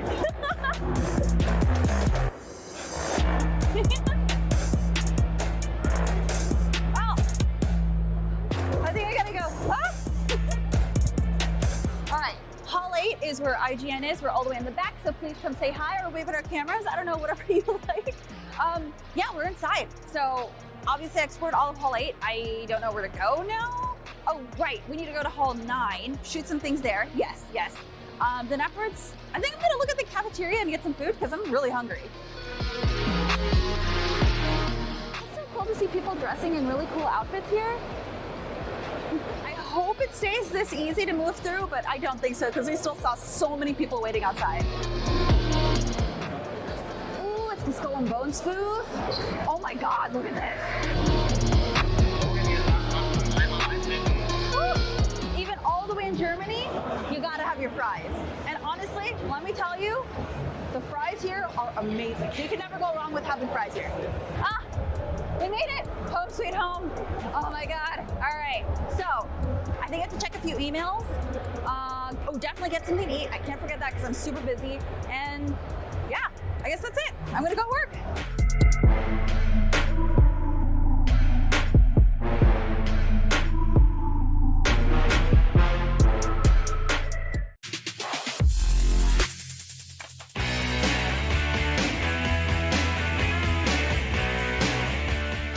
everyone? I'm Mitchell Saltzman here with Marcus from THQ Nordic, and we're going to be talking about AEW Fight Forever. So, Marcus, one of the things I really want to know about this game is, you know, this is a game that's really embodying the spirits of N64 wrestling games like No Mercy, like Revenge, and like the WrestleMania 2000. What do you think it is about that era of wrestling games that is so appealing and that you want to embody with Fight Forever? Yeah, first of all, thanks for having me. Cool to be here. This old arcade style, I think this comes back to our childhood. A lot of gamers, they started back in the earlies with N64, and they love the feeling of these arcade games, and they kind of vanished in a couple of years. Technology raised, and the level, it's now more motion capturing and everything, and we said, no, we want to go back to the roots, doing all animations handmade, teaming up together with youths and creating something players are longing for since years, I would say. Really, I look back fondly on with regards to No Mercy as a story mode. What can you tell us about AEW Fight Forever story mode? Yeah, we will definitely have a deep career mode. So you can also start with a customized wrestler, you can create your own wrestler, you can pick one from the roster, and you can start your career and experience how it's going to be at the live on the road with AEW. With an own schedule, you will have some nice cutscenes, you can earn experience, you can develop your character. And I think that's the funny thing about the game. So you're really on the road, you can spend your skill points. So there's a couple of what you can do, and I think this makes this game really nice. One of the things I don't remember from No Mercy, and one of the things that we see in the trailer, are some mini games. Is there anything you can tell us about the mini games? Yeah, we will have a couple of them in the game.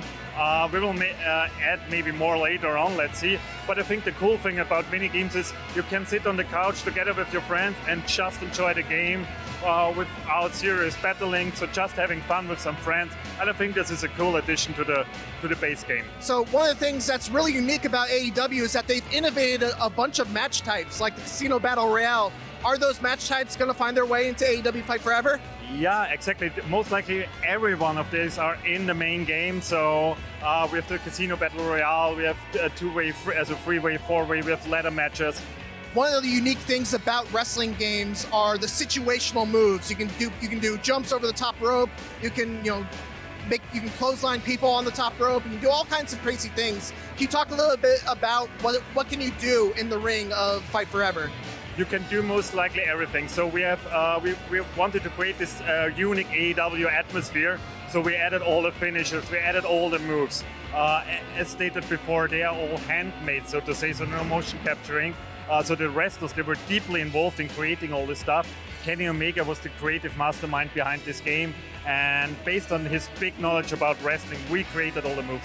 So you can throw people outside of the ring, you can grab some weapons under the ring, you can interact with the audience, so there with the barricades, so there is plenty of stuff, of crazy stuff you can do in the game. We have over 40 weapons included. The most crazy one is a fire extinguisher you can use.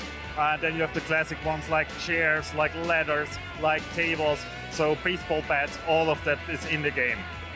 All right, guys, well, that is AEW Fight Forever. And for more Gamescom, keep it right here on IGN.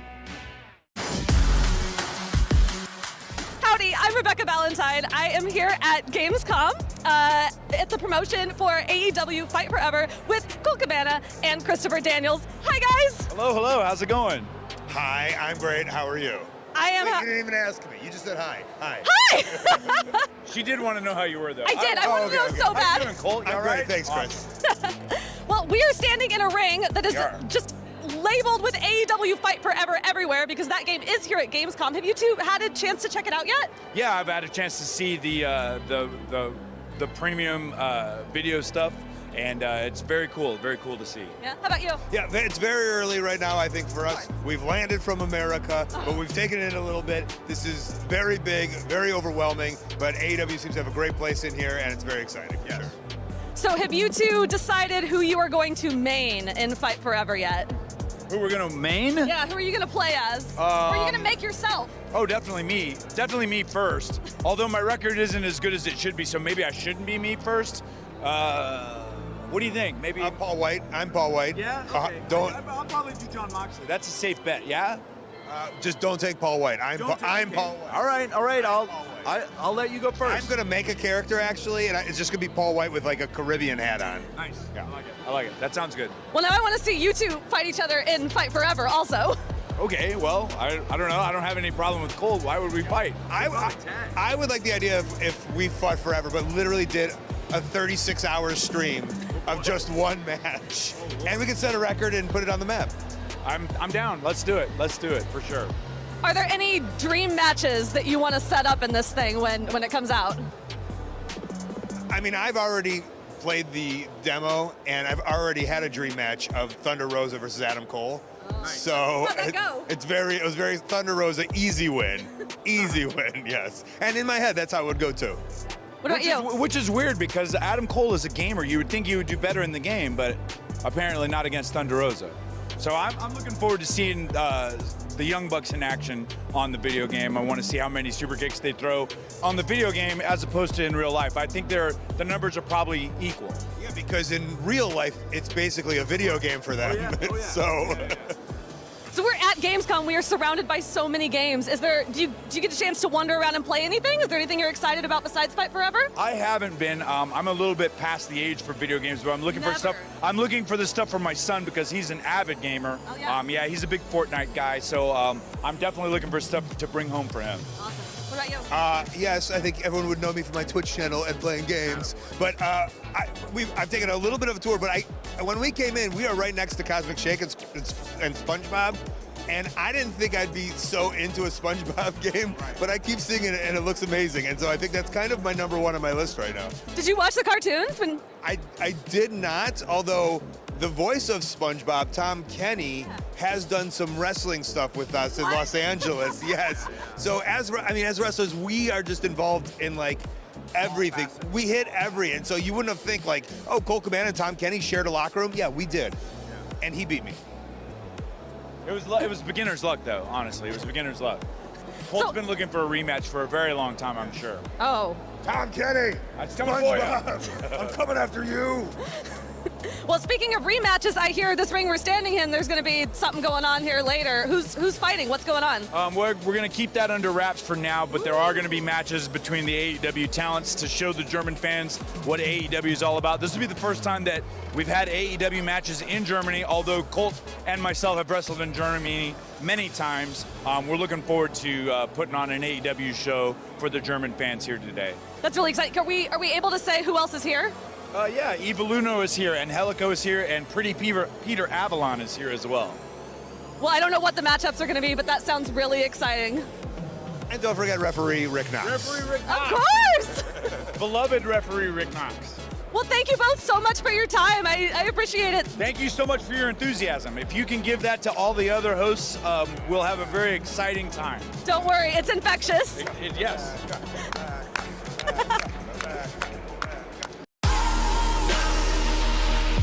Gamescom 2022 is presented by NHTSA. Drive sober or get pulled over.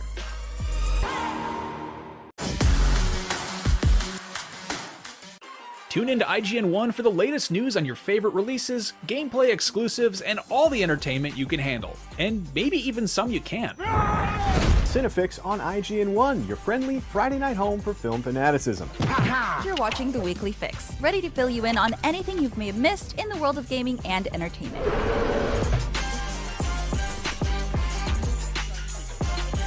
Find it all in one place on IGN 1. They turned into a network. Who knew?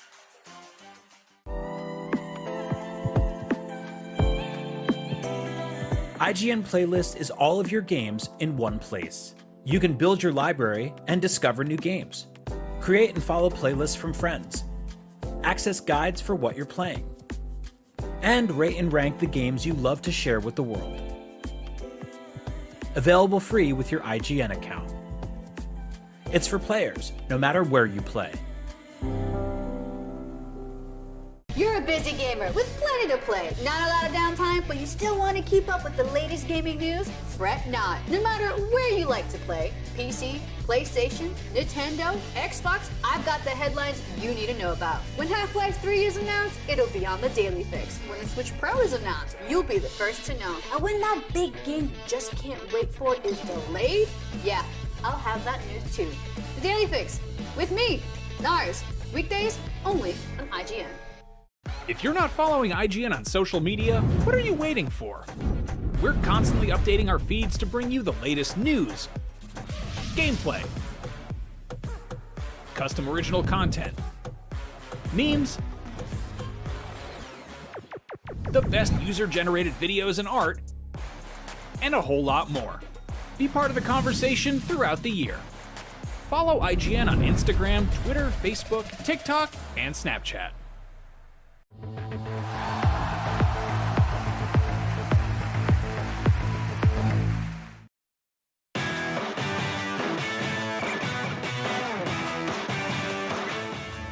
Hello, this is IGN Live at Gamescom 2022. If you've missed any of the show so far, don't worry, because there are plenty more big games still to come. That's right, Damon. In just a little while, we're checking out Wreckreation, a new open-world racing game from a team of devs who previously worked on the Burnout and Need for Speed games. After that, we've got some AEW wrestlers to show us the ropes, literally. And then we're getting a look at the Dark Pictures anthology, The Devil in Me. And did you know they make video games in Australia? No. Yes, they do. I know it's hard to believe, but it's true, and we'll be checking out a few notable indies from down under.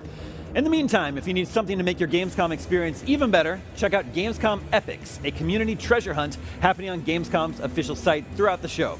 Complete quests and help Epi in his fight against the evil bugs to win attractive prizes, collect experience points, level up, and win rewards. Now, if you're sitting at home and you're wondering how to keep track of the literal millions of games you're most excited about, or you feel like making a list of your favorite games that you already got to see, check out IGN Playlist, a brand new tool from IGN that lets you build and view curated lists of the games you love. Head on over to playlist.ign.com and get started.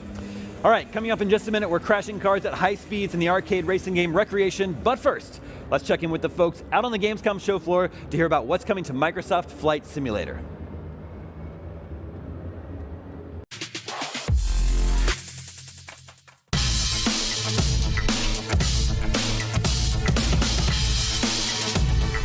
Hello everyone, I'm Jesse and welcome to Gamescom 2022.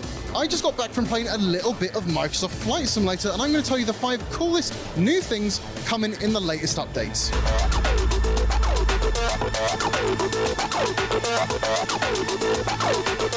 So first up, we have the famous Wright Flyer plane coming to Microsoft Flight Simulator. We haven't seen this since 2004 Flight Simulator, and this plane, it's quite the iconic bit of innovation, a bit of aviation history coming to Microsoft Flight Simulator. It first flew in 1903. That is 118 years ago, so it's quite the old plane. Now, you're not going to be doing any tricks, you're not going to be doing any barrel rolls with it, but what it does allow you to do is sort of appreciate a little bit of aviation innovation history coming into that era. It's a fantastic bit of machinery. We next have the Spirit of St. Louis, and that is another iconic classic plane coming to Microsoft Flight Simulator. Now, if you're looking to challenge yourself to do the flight of the century, I implore you to take a flight from New York straight to Paris, because in 1927, that's exactly what Charles Lindbergh did with this very plane coming in this November update. So, if you're feeling like you want to do a transatlantic flight, and it's a little bit of a challenge, make sure to take this plane. The next new addition to Microsoft Flight Simulator are gliders. Now, this is a super exciting new addition because when it comes to gliders, you're not dealing with any jet engines or propellers. It is just you and favorable weather, hopefully. So soon you'll be able to soar all across your favorite spots in a somewhat relaxing manner. And there's 2 different ways you can actually get into the air when it comes to the gliders. You have the winch system and a tow plane as well. So new mechanics coming to Microsoft Flight Simulator. And I actually heard from a developer that they contacted every flight agency when it comes to gliders in the entire world to see what airports are actually gliders safe. So that's a ton of work for something that we're all just going to be able to play and enjoy and hopefully appreciate as well. And lastly, we have helicopters coming to Microsoft Flight Simulator. People have been dying to see this happen, and it's finally coming in a November update. We've got 2 helicopters along the way, and, well, they're coming with their own unique set of challenges and flight mechanics. Now, the great thing about helicopters is that you're actually going to be able to take in as much scenery as you want at your own pace. Now, obviously, an entirely new flight mechanic, an entirely new flight model definitely means you're going to have to get used to the controls again. Definitely going to have to pay attention to a few of the helicopter tutorials. But it's really, really exciting times for Microsoft Flight Simulator because we're going to have gliders, we're going to have helicopters, we're going to have a few of the classics like the Wright plane and the Spirit of St. Louis. There's a lot of stuff for nostalgic fans of Flight Simulator and a lot of new cool things to bring in new fans as well. I can't wait. But something you'll be able to play very, very soon coming to Microsoft Flight Simulator is City Update 1, which is going to include 5 German cities and also a brand new plane as well. First up, we have Hanover, Dortmund, Bonn, Dusseldorf, and Cologne. And that new plane is the Junkers F-13, the first all-metal civilian plane, another super iconic bit of aviation history there that you'll be able to, well, take to the skies with very, very soon. It's all super exciting stuff. So those are the 5 cool new things coming to Microsoft Flight Simulator very, very soon. But you're already in the right place for everything Gamescom, Xbox, and Microsoft Flight Simulator here at IGN.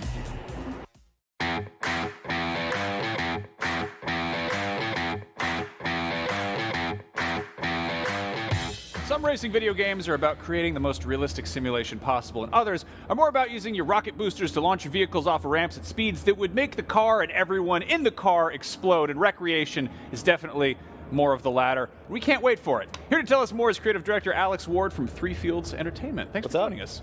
Good, not bad, surviving, just about. Tell us about Wreckreation. You just said everything I was Is that gonna it? say. That was it? Yeah, Yeah, thank you for watching. You've just said everything I was going to say, so good job, and thanks very much. Okay, so obviously this game, well, first of all, it's going to be a short interview. It will. Very short. This game is, it's got a lot of Burnout DNA, which I absolutely love because that is a thing that's sorely missing in our lives these days. But I also just love how arcadey and fun and silly this is. There's a lot of games out there that are just like extremely serious when it comes to racing, and you have to fine-tune the car tire pressure and stuff like that. What made you decide to not do that? Well, it's funny looking at the role and the stuff we're showing on the show floor. I can tell you that it's a racing game for people who like car games, and it's also a game for people who don't like car games, which you can't really say fairer than that, really, in Germany. I think what we're doing with Wreckreation, we've been working on this game for a couple of years now with the folks at THQ Nordic. And I guess if you're familiar with improv comedy, you know what that is, right? You ever heard of jam session in music? Where if you put some people together in a room and maybe if you put some TV presenters together in a room and maybe some great show is going to come out of it. Right. That's a jam session, and also pick-up basketball, right? You know what that is? Yes. So the combination of those 3 things is about people getting together. And when we started on Wreckreation, the pandemic was just starting, right? So we went from working in the studio, 7 people, to all working at home. So the game world, which we call the mix world, that became our office, our meeting place. So every day we would meet in the game and say, well, what's this game going to be? What are we going to do? So we decided to focus around this improvisational theme, because I'm a big believer that I think that the age of the developer has come to an end. And I think that this has got to be the age of the player. Because I don't know about you, I'm sick of being told what to do. And I grew up playing games where me and my friends would play, maybe on N64, right, playing GoldenEye. We would play the game in a way that we would make up our own rules for the game. So we would say, okay, 2 minutes, mines only, Call of Duty, we say, throw ocean, and game and start shooting us and kick him out, right? But we were thinking, I don't want to play the way you want me to play, and some of the best times I've had in games has been making up rules on the spot. If you think about going back to being a kid, and if you play outside, where play naturally happens is based on who you're with, what age they are, and maybe what skill level they are, if we're kicking around, and what tools are available. So I used to play out on the street, maybe somebody's got a bike, maybe somebody's got a ball, maybe somebody's stolen the ball and we got a tin can. Right. You would make up a game and have fun and improvise with what you had. So we're applying that to our game. So whilst you're seeing and thinking this is a racing game, it is, what we're actually doing is giving you the whole game and the world, and we have this feature we've introduced called Live Mix, which is a real-time online collaboration system. So you can build something, and your friends can be driving on it and building with you, and you can do whatever you want, whenever you want to do it, however you want to do it. So you're taking a lot of, you're giving the player all this freedom with the cars, but you're also throwing a ton of tools at them to be go make a mess. I remember playing something like Excite Bike when I was a kid. Where Excellent game. Yeah, and you're on the NES? On the NES, yeah. On the NES? You could just build that really dumb, huge ramp. Yeah. And all the bikes would die, basically. Yeah. So I remember, I'm here in Cologne, right? And this is an amazing, probably the most amazing show I've ever been to. I went to a show in London in 1987, and that was the first time Nintendo had shown any games in London. And they had a truck at the corner and no one was playing. And they had Super Mario Brothers, Kung Fu, excellent, and Excite Bike. Yeah. And I stood playing it for like 2-3 hours and thought, it's amazing. My friend said, what did you see? I said, I like this Nintendo thing. Didn't see it, don't care, too long, didn't read. So yeah, Excitebike, amazing. Yeah. We want to give you the tools to have fun and let you play how you want to play. Now, that could rules. be good, could be bad. That's the joy, right? If you go and see improv, it might work, it might not. Right. Everyone could be on their feet laughing, could be cheering and throwing things. That's good as well, right? Because that's play. And if you think about what play is, we want you to play and we want you to have fun. And I think the world's a crazy place anyway, and it is now. So if you can get together online with your friends and play, have fun, improvise, we want players to come up with some good stuff. Great for the developer, because we can say, hey, you can do a load of work. But really, I saw something on YouTube several years ago, and it really spoke to me. It was a kid saying, why won't these developers, not us, somebody else, probably Bungie, probably wasn't Bungie, why can't they see that this game is a creative platform for me to express myself? Yes. Why can't I do this with that when I want to do this? I do want to thank you for allowing us to destroy so many signs here today. I hate signs in video games, and I'm glad... You've got to have signs. Where would we be without signs? I mean, we're breaking them, so obviously someone's going to be in trouble. Chaos, dogs, cats living together. This is just somebody else playing. They said, can you record some B-roll? It's like, no. Can you show your game in Cologne? We said, never been seen before, got some new stuff in it. Sure. Show the game off. So we said, okay, on the show floor, you can do a race and you can remix the race and you can drive around for like 2 minutes. But you have behind closed doors, we're showing dogs and cats living together pandemonium. You have something there. The game is called Wreckreation. You had something called a record with a W. Yeah. You go hard with the puns on this one then, huh? Well, the original title of the game, it was a level in a game I worked on a few years ago called Danger Zone, where I did a level called Sparks and Recreation. It had been a long day and I was working late into the night. Yep. And I liked the recreation bit. So when we hit on Live Mix, which was created by a guy called Alex Veal who works with me, when we hit on that, then we thought recreation, hanging out, wrecking, creating, building, live mix, remix. And the premise of the game, we have this idea that you're the DJ, you're the game DJ. And if you're a DJ at a wedding, your job is to hopefully get everybody drunk, keep everybody on the dance floor. Everybody goes home and says, best wedding I ever had, best time ever.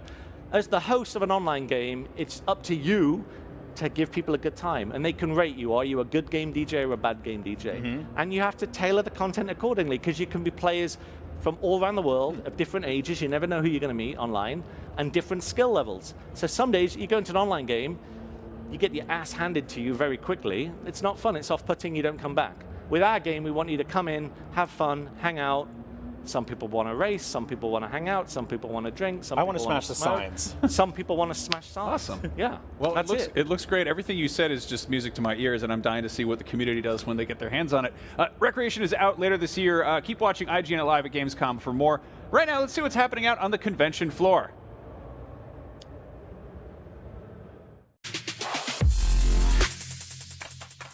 Hey everybody, I'm Leonard, Game Director at Point Blank Games. We're excited to share with you new and exclusive gameplay footage of Strayblade. We hope you enjoy it and are excited to welcome you to a Korea very soon. Don't forget to wishlist Strayblade now and sign up for our beta.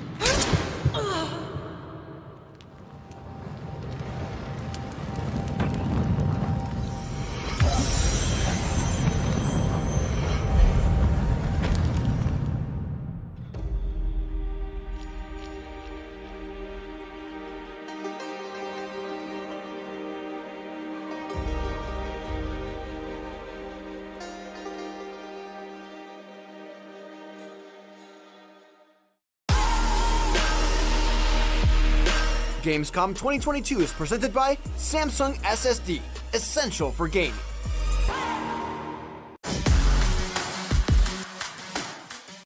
Hey you! Yes, you! Do you have FOMO? Fear of missing Gamescom?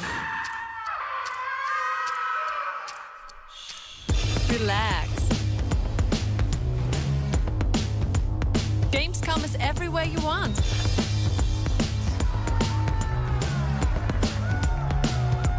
Gamescom now. Register now.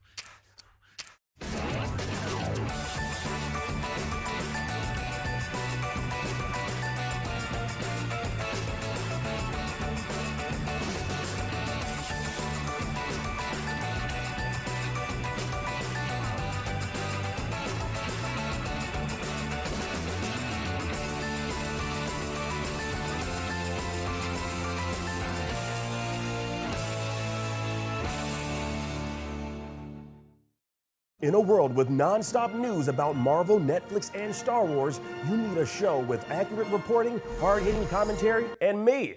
I'm Akeem Lawanson, the host of The Fix Entertainment. Whether it's the latest superhero scoop, film fiasco, or anime announcement, I'll be right here covering all the latest in major studio headlines and pop culture news.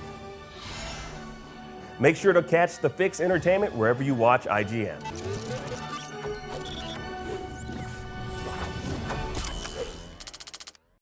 Tune into IGN 1 for the latest news on your favorite releases, gameplay exclusives, and all the entertainment you can handle. And maybe even some you can't. Cinefix on IGN 1, your friendly Friday night home for film fanaticism.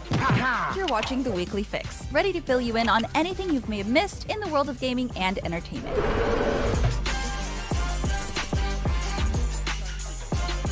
Find it all in one place on IGN 1. They turned into a network. Who knew?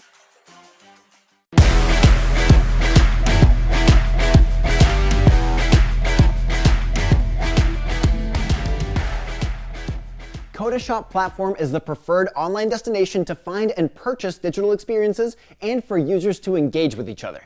Millions of gamers count on Kodashop every month for a seamless purchase experience when buying game credits or vouchers.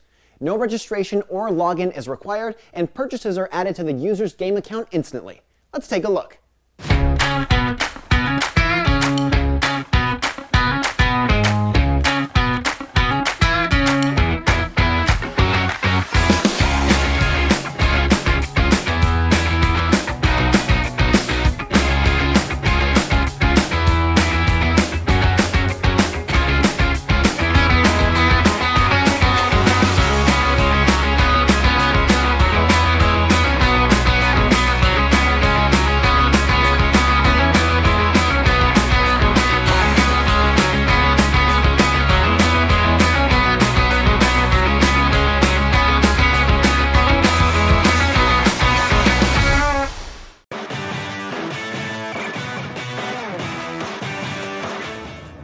You're watching IGN Live at Gamescom. The next entry in the Dark Pictures Anthology is The Devil in Me, which has a few new tricks up its sleeve. We're joined by the game's director, Tom Heaton. Welcome. Hi. What's up, Tom? First of all, this game looks awesome. Big fan of horror. Love that genre just keeps getting more and more love in the world of video games. You've got a couple of games under your belt in this series now. What's the big thing that's kind of setting this one apart for people who maybe haven't played the old ones or have? Well, every time we do one of the games in the Dark Pictures Anthology, we're always looking to shake it up, give the players something new. So there's a couple of things that sets it apart. Obviously, we've got a new story, new characters. We've got a new genre we're exploring, which is serial killers and slashers, which is my personal favorite horror genre. Yeah, I love it. Yeah, that's a good one. Yeah, exactly. So the whole story built around H.H. Holmes, America's first serial killer. And we're bringing a ton of new features in with this installment. We've got new exploration mechanics, a new inventory mechanic, a simple inventory the players have, and puzzles, because puzzles fit really well into the idea of this killer that's trying to confuse and disorientated victims. So yeah, there's a ton of new stuff. Nice. And you're working with, what's the actress's name, the star? Jessie Buckley, fantastic actress, Oscar nominee, BAFTA nominee, Olivia Award winner, fantastic. We're so lucky to get us a lovely person, brilliant performance. So, she was recently in Men, which I really love. Yeah, fantastic. Yeah, Chernobyl and Fargo season 4. Yep. So God, you guys have been doing this for quite some time. Until Dawn was almost. That was a while ago. Have you sort of seen Supermassive's reputation for these games make it easier to get star talent like that? Or I guess what's the casting process like? I think so, yeah. I think people, I mean, there's a lot of things going on in that space with actors becoming more and more interested in games in general, but also they've seen what we can do, they've seen the critical reception, and we can show them, we need to kind of reassure actors that their performances are going to be captured, that they're going to be able to do what they normally do. So we can show them previous games and show them how accurate the motion capture is, the facial motion capture, and that really helps. Now, you mentioned the slasher genre, which I love, the subgenre of horror. How gory does this get? Like how violent, like, and bloody, like, is that something you were fighting for personally as a fan of that genre? I think you have to have that. I think that's part of the genre. It is pretty gory. I think it's the goriest one we've done. Yes. And it fits with what we're doing. It fits with the story. It fits with the setup. Like it sounds bad, but it is great fun designing that sort of stuff. You know, we all get into a room. How can we make this death the worst in the game? You know? If you get the abnormal thing out of the way of, hey, we really like watching people get stabbed, then you can have a lot of fun from there, Absolutely, right? and that's what players want, you know. And if you're watching a horror movie, that's one of the things of course you don't want to see these characters die, but you do, and you want to see them die in a really horrible and unique way. It's not called like the Texas Chainsaw tickling, right? Like it is not. No, you want to see a massacre. Yeah, exactly. Now, this is the 4th Dark Pictures game, and a little bird told me you might have trademarked some other titles for stuff down the road. You clearly, you know, work on a lot of projects. How do you sort of pick which story to approach first? And I guess sort of how long has this been in the works, and what's the creative timeline here? So right from the start, we've been doing the Anthology from 2016 or something like that. Right from the start, we had 8 games planned out. Now, they were only kind of in the idea, you know, the conception, the high concept of the game, and we have done a little bit of shuffling around of those titles, working out what would go best next to each other, or a couple of times new ideas have come in. So it's been planned for a long time. And it's going well, you know, and every time we do one, we're kind of make it a little bit better and changing it up. So the timeline is long. But then for a long time, it's just a concept, and then suddenly a team gets on it and it starts coming to life. It changes a lot. People have ideas, so that's part of the process too. God, that's so awesome. What's the last really good horror you saw? There was a film which is a couple of years old called The Perfection.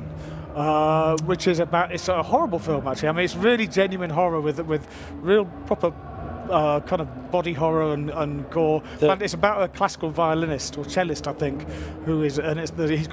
she's got manipulated. Anyway, it's very good. I recommend it. That one went places. Did not know where that was going. With the bus. Yeah, with the bus. Yeah. The scene with the bus. Yeah, we won't spoil anything. Yeah, we won't spoil anything. I feel like that one might be a little weird, especially post-COVID. But, anyway, thank you so much for coming by.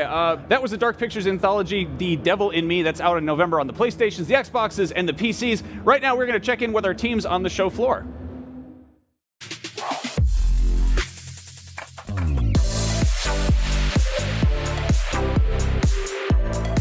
Hey everyone, welcome back to IGN's coverage of Gamescom 2022 here on the show floor in Cologne, Germany. My name is Ronnie Barrier, and with me I have Matt Purslow. Hello. Now Matt, you just got to see some new footage of Minecraft Legends, which you told me is kind of like an open world crafting game? How would you describe it? Well, it's unusual because it's an open world crafting game, pretty much like what Minecraft was. It's literally built in the Minecraft engine, so it's got all of that going on. But it's actually a real-time strategy game, which makes you kind of think, well, what is it? Is it like Command & Conquer? Is it like Age of Empires, I guess, consider it's Xbox? But no, because it's got no mission. So the whole idea is that you get dropped at the start of the campaign into a procedurally generated open world like you would do in Minecraft. But rather than it just being about kind of like survival mechanics and heading out and mining to create your own kind of kingdom, it's very much about building an army. So you build bases, you can turn sort of like your resources into minions, then you take those minions with you and assault bases owned by pigs. Oh, pigs. yeah, I was totally with you until the last word, pigs. Can you tell me about the pigs? So there is a pigling invasion, okay, and that's the storyline. So there's a very light touch, it seems, to the story. It's very much self-directed. It's you choose where in the world you want to go. You choose which kind of like fortresses you want to assault and stuff like that. But yes, there is a pigling invasion on the Minecraft world, and it's your job as this kind of like guy on a horse that starts with nothing but build up an army to fend off this pigling invasion.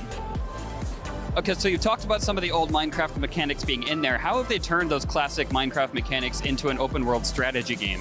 So whereas kind of Minecraft is, as they describe it, a block-by-block game in which I guess a bit like Lego, you place blocks down right and you build kind of like your ideal house or your ideal fortress stuff. In this, it's much more like a game like Command & Conquer, I guess, in that you have pre-built structures that you can place in the worlds, but you have to have the resources, as you would in Minecraft, to build those. So if you want to build, I guess, like a cobblestone kind of tower, you need the right amount of cobblestone to do it. So you go out and graft it like you would in Minecraft. And then from there, it's like you would build a barracks, which is how that you get your minions that follow you around in battle. And each of those minions requires classic kind of Minecraft resources. And each one of those resources turns into a minion ally. Okay. And they follow you around. And then you can kind of go, hey, guys, we're going to go and attack this fortress over here. We need loads of like melee units. So you build loads of them. They come with you. And if they can't get there, you have to build like little bridges over moats to get them in, and then they go off and do their work, and they smash fortresses, they bring stuff down, and that's, I guess, how you win over the piglings. Bring down the pigs. Yeah, exactly. All right. Well, that's all I need to know. Matt, thank you so much for telling us about Minecraft Legends. And for everything else Minecraft Legends, Xbox, and Gamescom 2022, keep it right here on IGN.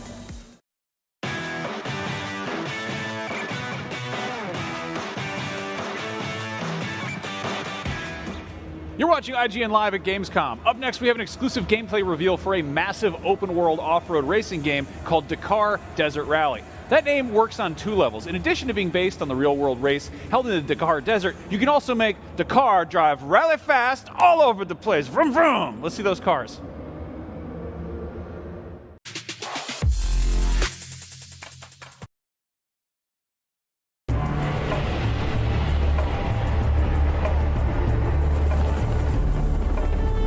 Welcome to Dakar Desert Rally. Strap in and buckle up for a rally race like no other. Join some of the most world-renowned rally racing teams on cars, bikes, trucks, quads, and SSVs. Or create your own team and dare to drive your way to the top in the biggest open-world off-road racing game ever made. The real-life Dakar Rally is a massive annual off-road endurance racing event organized by ASO. Saber Interactive and our talented and passionate Saber Porto development studio are proud to partner with ASO to bring you an authentic and epic off-road rally racing game truly befitting the Dakar tradition. A vast open world allows drivers, called pilots in the world of endurance rally racing, to steer off-track and traverse different paths to victory in this sprawling desert oasis. Dakar Desert Rally will be the biggest open-world racing game ever made, with thousands of square kilometers of expansive and diverse terrain. Challenge yourself to get to the finish line without getting lost. But be wary, as even the most experienced pilots can break down in the middle of the desert wilderness. Dakar Desert Rally offers several gameplay mode options, so there's one for all types of racing game fans. Sport mode is perfect for the racing casual player.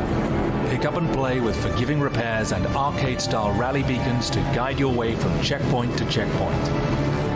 While professional and simulation modes ramp up the challenge for those who desire the most authentic desert rally experience. You'll start each stage alone, with only your trusty roadbook to find waypoints and navigate to the finish line, just as the real Dakar Rally pilots do. The vast and diverse world of Dakar is far from being just one big, hot, endless sand dune. As you conquer stages across Saudi Arabia, you will encounter dynamic weather with full day and night cycles, meaning grueling conditions of rain, mud, flash floods, sandstorms, and even snow and ice hazards in the mountainous regions. Compete in over 30 stages faithfully recreated from the most recent years of Dakar Rally events, earning career experience and working your way to become the best pilot in the world. Choose from amongst authentic licensed pro Dakar Rally teams and then use their vehicles and pilots to outdrive the rest. Or take matters into your own hands and start your own team.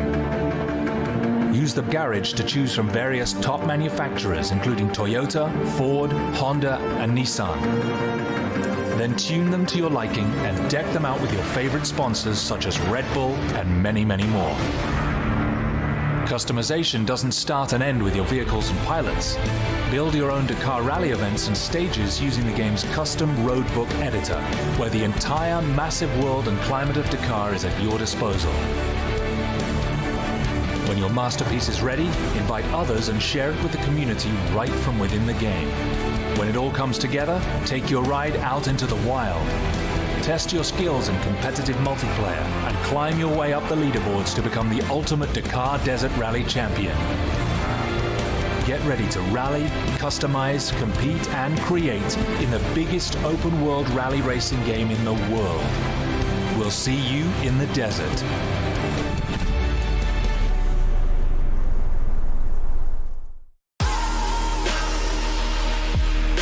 Gamescom 2022 is presented by Samsung SSD, essential for gaming.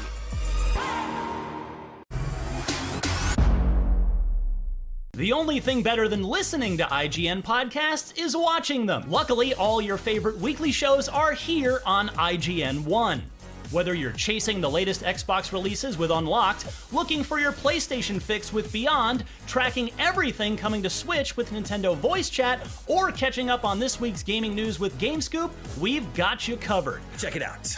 Tune in every weekday at 5 p.m. for the best gaming coverage right here on IGN One.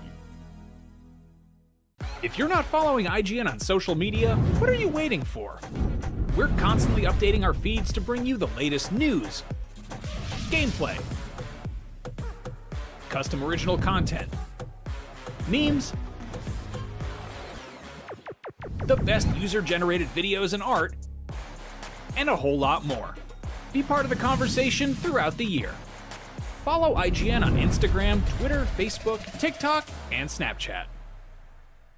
Everybody loves watching a speedrun of their favorite game, but what if you got a chance to peek into the mind of the developers behind those games as they watch their hard work get completely destroyed right in front of them? What is happening right now? That's exactly what happens on every episode of Devs React to Speedruns. We invite you to ride along with the developers as they watch, react, and enjoy some of the craziest gameplay by the most skilled speedrunners on the planet. Tune in every Saturday for a brand new episode.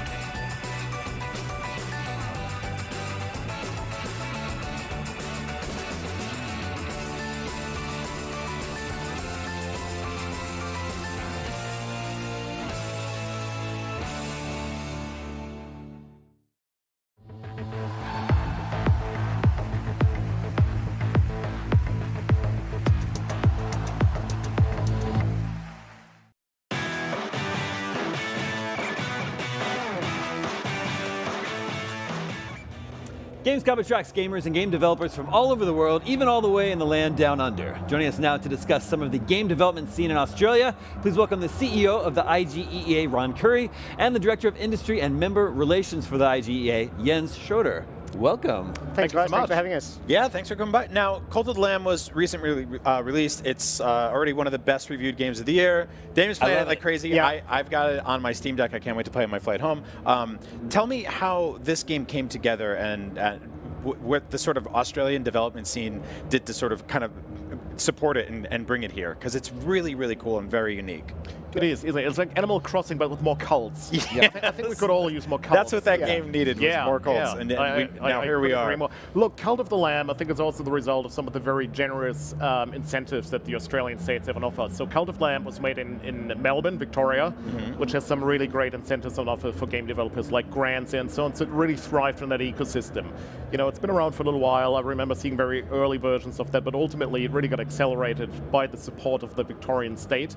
And, you know, I think Melbourne just has a really great history of making quirky indie games. Untitled Goose Game, that was made in Melbourne as well, enjoyed similar support. So, you know, it's really the kind of environment. Crossy Road. Crossy Road, exactly. Right. It really thrives within that environment. And, you know, I mean, Victoria has Australia's largest games ecosystem. Like half of the studios are based there, more than half of all the designers, more than half of the staff in Australia are based in Melbourne. And it's a great ecosystem for these kind of quirky games to happen. I like that the place is supporting the game development. Yeah. Like, I feel like you don't hear about that a lot. Like, it's not very often where someone's like, here's some money, go make a game about Colts. Yeah, exactly. Outrageous. Yeah, look, it's the Victorian government, and we're lucky we see it right across Australia now, but the Victorian government has been historically very supportive of game development, and not just big names. They're happy to support quirky games, startups, and they do it through a whole number of different incentives and levers. It's not just, here's some money, right? But it's, here's some money, here's some support, here's some guidance, here's some introductions, here's some money to go to Gamescom. You know, there's a whole bunch of stuff that, not just Victoria, but Victoria are very good at it. It's awesome. What is the IGEA and what's its function? So we're the trade association representing video games developers and publishers and distributors in Australia and publishers in New Zealand. So we've got a few jobs, but our main job is to make sure the landscape in Australia is right to develop games and succeed. And we do that through advocacy, so lobbying governments on a whole bunch of issues, on research, so who's playing games, why are they playing games, what are they spending on games, and communications, comms, talking about games, talking about the positive about games, and also when the negative stories come out, trying to get in front of those and and make sure that we have a balanced conversation. Do you find that because this scene is starting to boom and it's starting to get bigger and bigger, that you're starting to attract developers from elsewhere? Well, we are. So the Australian government, the federal government, announced that they're introducing what they call the digital games tax offset. So it's a 30% offset for games, which is coupled with the states, we're probably going to be the most generous country in the world to make video games, as opposed to go back a year and we were probably the least affordable place to make video games, in spite of the great products we had coming out. So it's certainly what we believe we're going to see is this boom in Australia over the next 24, 48 months. It's going to be sensational. Budding game developers out there, if you're looking to relocate, you're in your mom's basement right now. I spent a lot of time back there. You just this is where you go. Get on the airplane and go check it out. You spent a lot of time in their mom's basement? I did. We don't have to talk about that here, but yes, it's true. And it's just not the incentives. It's a great place to live. Yeah, and that's when we're talking to people about setting up a studio in Australia. The offsets are great, but it's also about quality of life. Mm-hmm. It's lifestyle. I know we're a long flight away, but it's just a good place to do business. We're in Asia. Half the world's gamers live on our doorstep. Right. In case you're wondering where the accent is coming from, I'm originally from Germany. I moved to Australia. My wife is Australian, so I can absolutely testify to that. Like, it is a great place to be. They got you over there. Oh yeah. Well, it's my wife. Now, Topple Pop, another recent game from Australia. What can you tell us? What can you tell us about that? Topple Pop, Sydney made by 4 friends who've known each other 10 years. They collectively have a really great track record of making games. One of them was involved in Rodeo Stampede. They did extremely well in China. They had an animator that worked on Mad Max Fury Road, and it's like this physics-based puzzle game with bendy animals on rubber bands. So it's very much a homage to 90s Japanese puzzle games, and it's very accessible, but it's also very deep. So it's going to be released on Switch and PC next year, and it lends itself even to esports. Like it has just a breadth of of qualities, and it's just. Look, it's just another example, like a small quirky indie game coming out of Australia. It won a prize a bit somewhat in Kyoto, I believe, like some viewer's choice, something along those lines. So, keep an eye out on that one. Just like it's a perfect example of a small Australian-made indie game. Now, are these blocks in pain? they seem like they. Oh yeah, very much so. Yeah. I was going to say I hope they're not, but there's no way around it. I see a smile every now and then, but a lot of them are like, get me out of here. Yeah, no, that's no, they're sadists.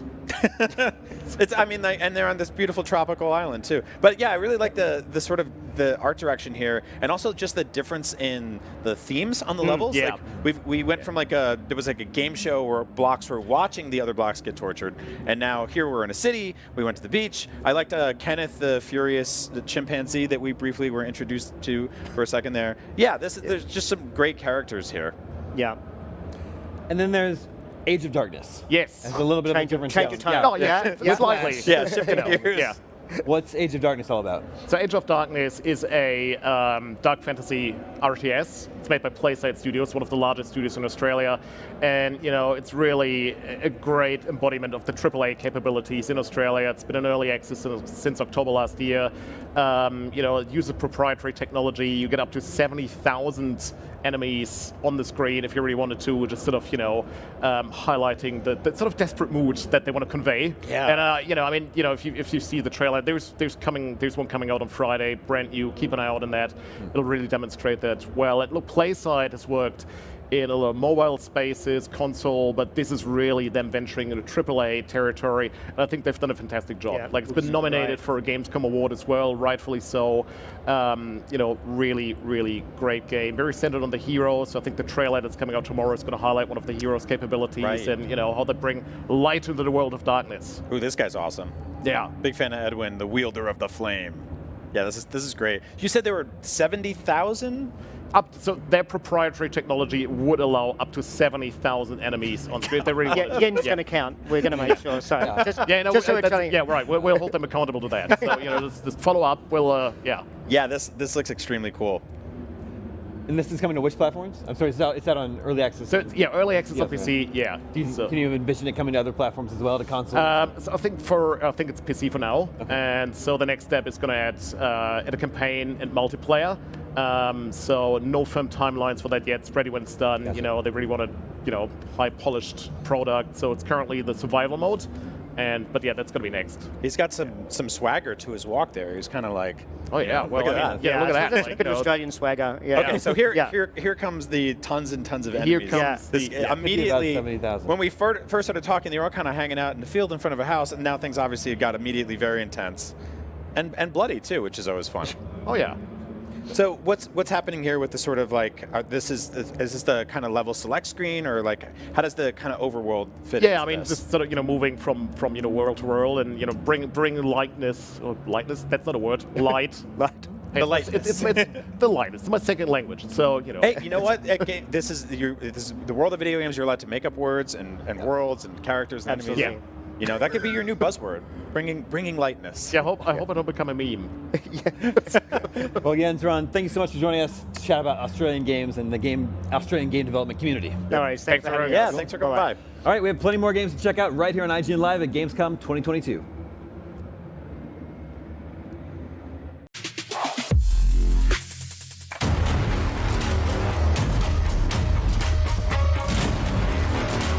What's up, everybody? Damon Hatfielder on the show floor for Gamescom 2022, here with Glenn Schofield from the Callisto Protocol. Thank you so much for stopping by. Oh man, thank you. I'm super excited for this game. Big fan of Dead Space and just survival horror in general. It's coming out later this year, finally. But I want to go back to the very beginning.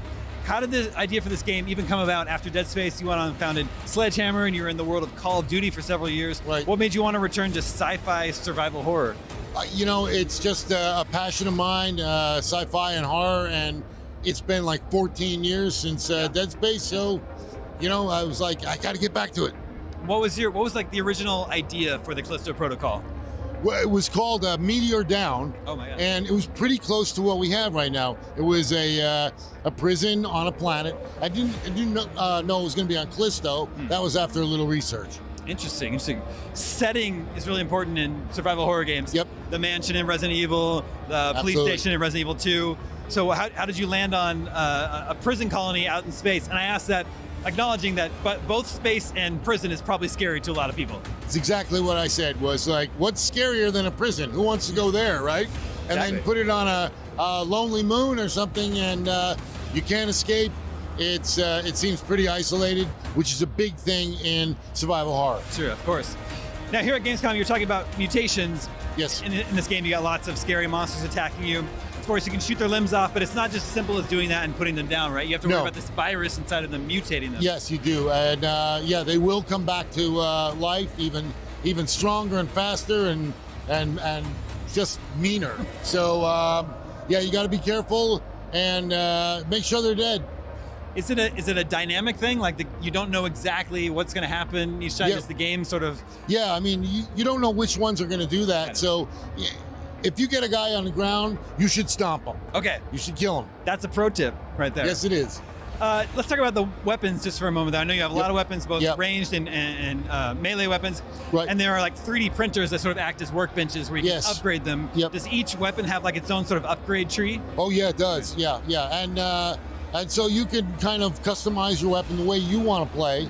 But you're not going to be able to get the whole tree in one game. So, you know, if you want to play again. That's where like the replayability comes into it as well too. And you're balancing the weapons, the armory pretty evenly between melee and range, is that right? Yes, and then you add on top of that, we got this grip weapon, which is like a grab gun, yet it can pick up the monsters. And we got stealth, so there's a bunch of ways that you can take these guys out, but it's still not that easy. We're only a few months out from release now. Where is the game at this point? We're in bug mode. We're fixing bugs, and we're making little tweaks, and we're balancing the game right now. Very cool. I'm super excited. I don't know about you, but I'm excited for the Callisto Protocol. Well, I'm very excited. Oh, you're excited. Everyone's excited for the Callisto Protocol. So later this year. Glenn, thank you so much for coming by the IGN. Oh, man, thank you, guys. Stay tuned for more from Gamescom here on IGN.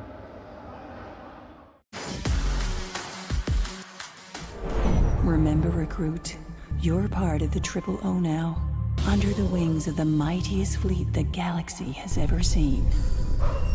But here, within the Twin Planet system, you're on your own.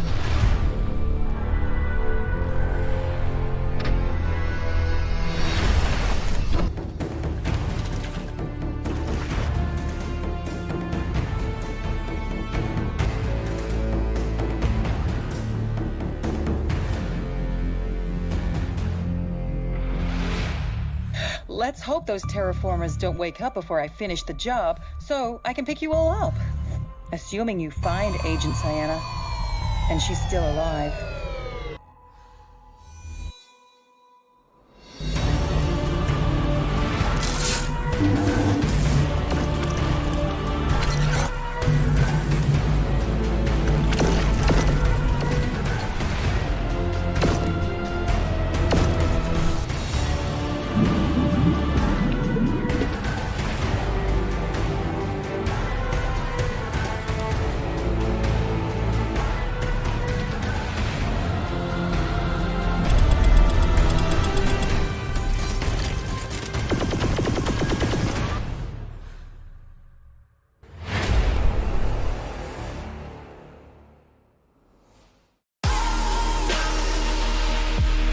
Gamescom 2022 is presented by Saints Row.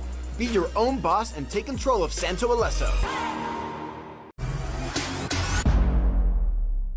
I'm Akeem Lawanson, and this is What to Watch on IGN1. It's a weekly show where we check out the latest and greatest in trailers, reviews, and everything else in the world of entertainment. Tune in to new episodes every Friday at 9 p.m. on IGN1.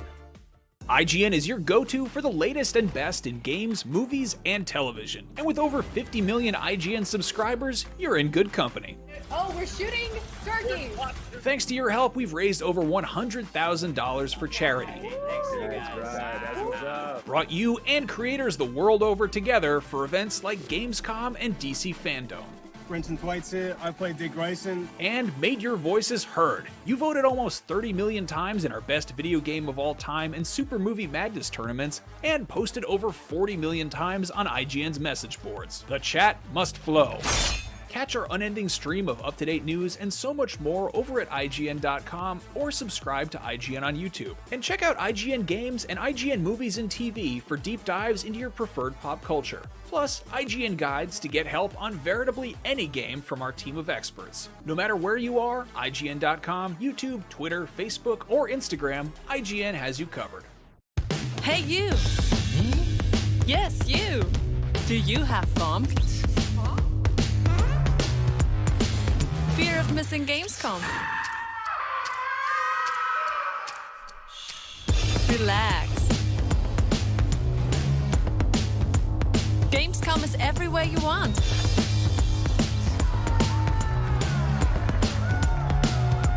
Gamescom now. Register now. What's up, everybody? I'm Stella Chung, and you're about to get your weekly fix. This is the show where we round up all the biggest gaming and entertainment headlines you won't want to miss. Tune into new episodes every Saturday at 12:30 p.m. Eastern and Pacific on IGN1.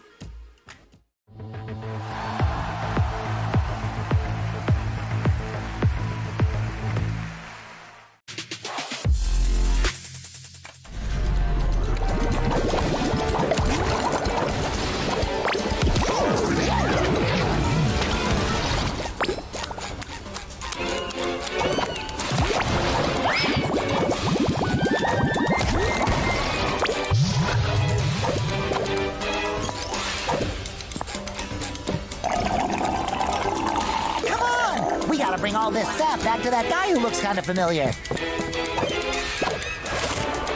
Ooh, more jelly!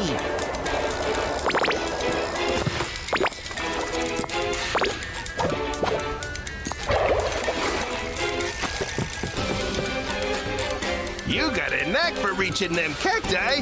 Just drop the juice in this here barrel for safekeeping.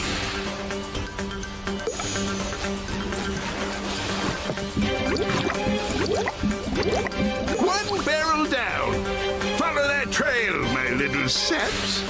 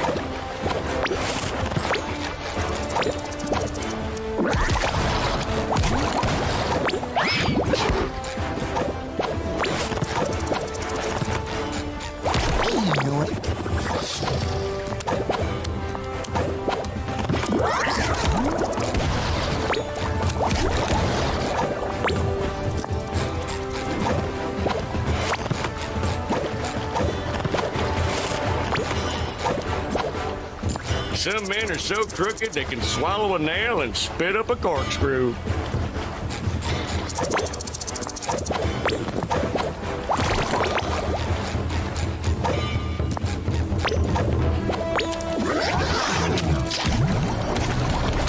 Ooh, more jelly!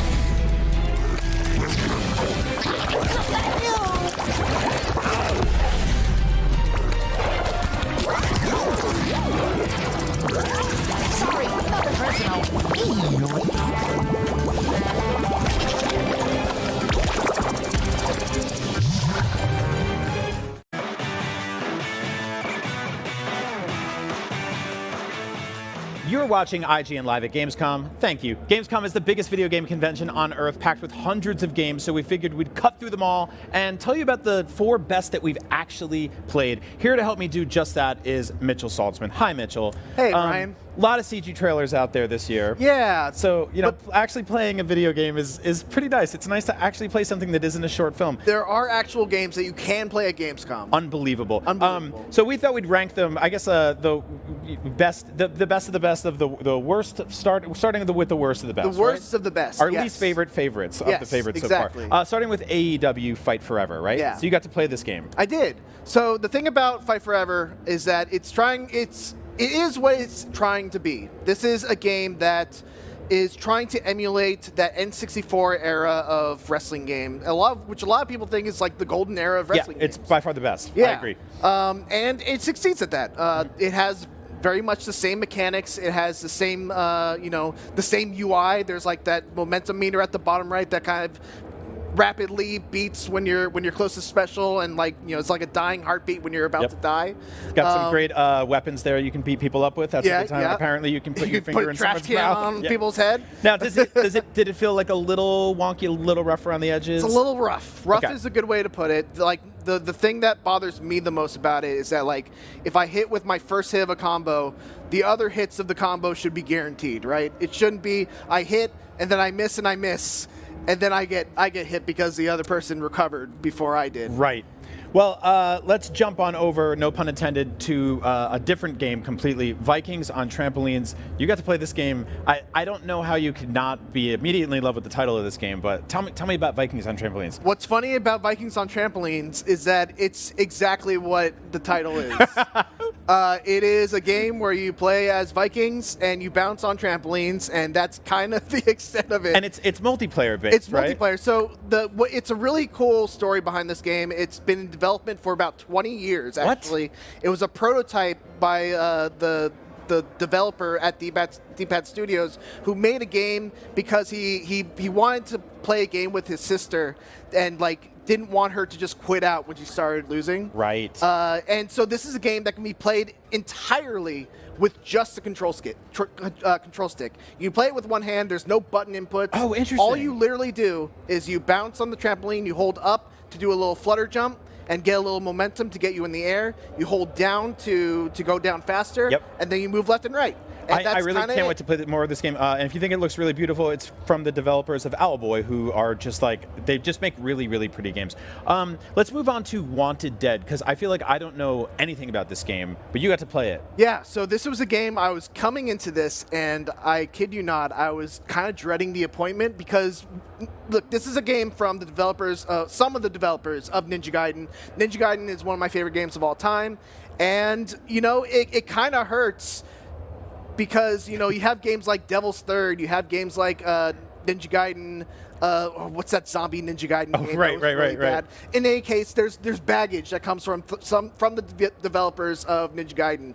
But I was actually pleasantly surprised. It's got really fast-paced action. It's difficult. There's this really cool move. I think you'll see it right here. Yes. Where you can shoot everyone, and then you can dash to everyone that you stunned with a quick execution. Dude, I'm completely into this game. Look at all that blood. This is awesome. Look at all the blood. And the blood splashes on you, and it persists. The execution animations, there's a ridiculous number of execution animations, to the point where I felt like, even though I played the game for 30 minutes, I never saw a repeated execution. It feels a little No More Heroes-ish, but with a much kind of bigger layer of polish here. Yeah. I'm very excited for this one, and I didn't know anything about it 90 seconds ago, so thank you.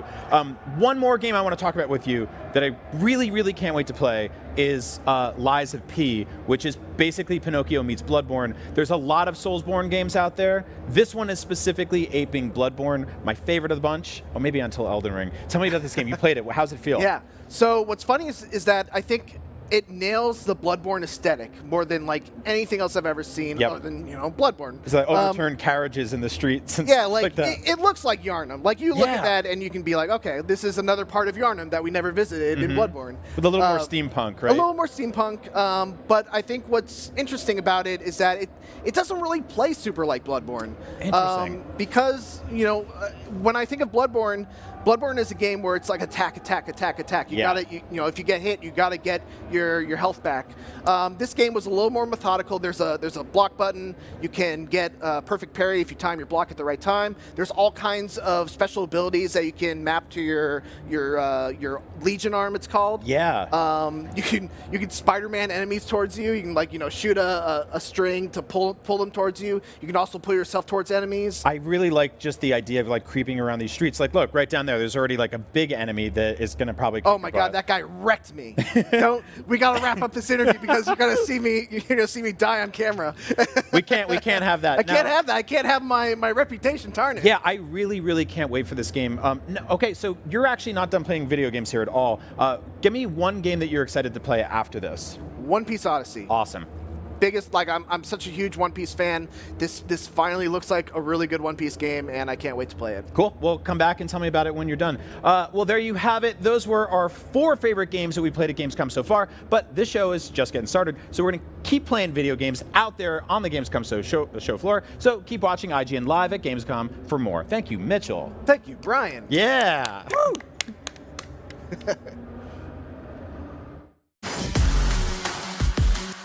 Okay, so at Gamescom, there are obvious things that you should do, right? Like, there's stuff all over the banners that say, hey, come check this out. But Gamescom is huge, and there's so much to see. So we're going to point out some of the 5 things that I think you should go and look at. And our first thing is going to be in Hall 9 right there. Sega! So in every hall, there's some form of these French fry stands, and they are amazing. I mean, the line kind of speaks for itself, but yeah, if you want a quick snack, definitely get one of these. Again, they're in pretty much every hall, so if it's too busy, definitely go to the next one. All right, so I heard there are 2 cool things in Hall 10 to go to, so we're gonna go there and check them out right now. First of all, you've heard of some cool gaming chairs like, you know, DX Racer chairs, but look at this. This is gonna be the next big thing, I swear to God. The world's first gaming massage chair. So, are you tired of carrying your teammates on your back? Well, now you can get your back massaged as you carry your teammates in any game you play. It's actually pretty cool. Let me get my hair out of the way. Oh, this is nice. There's 3 automated programs. Okay. But if you don't want the automation, you can actually manually adjust it yourself. Oh, that was actually really nice. Okay, listen, I kind of thought this was going to be like a funny booth to visit, but honestly, those gaming chairs, they're really comfy, and I always need a massage, especially after Gamescom. So, like, if you want to take a break and test out some really fun chairs, definitely come here. Come join us. Okay, so this is the LEGO family and friends area, and there is so much you can do here. There's a cute little photo booth. There's definitely the LEGO building area that you can like lounge in, play games on. Then, of course, there's all of these nice little kiosks where you can play Xbox games, Just Dance, which a bunch of people are actually playing over there. You know, I used to play Just Dance religiously, but I actually haven't played too much on the Switch, so I don't know. They might actually kick my butt on that. LEGO Brawls? There you go if you're into fighting games. Oh, and Peach! Okay, wait, that's and Toad! Okay, so you can look at like all the different builds and stuff, and you can even play with them here, which is so cool. Yeah, look at this over here. All right, we are here at the Red Bull Gaming Ground, and as you can see, Red Bull is very abundant here. You can get it chilled, looks like you can get it with fruit. That's kind of awesome. And then over here, you've got the actual gaming ground where you can play Fortnite Battle Royale. And yeah, lots of PCs set up there. And you can actually see they're having a live match here of Smash. That's actually awesome. So you can play here. They've got commentators going.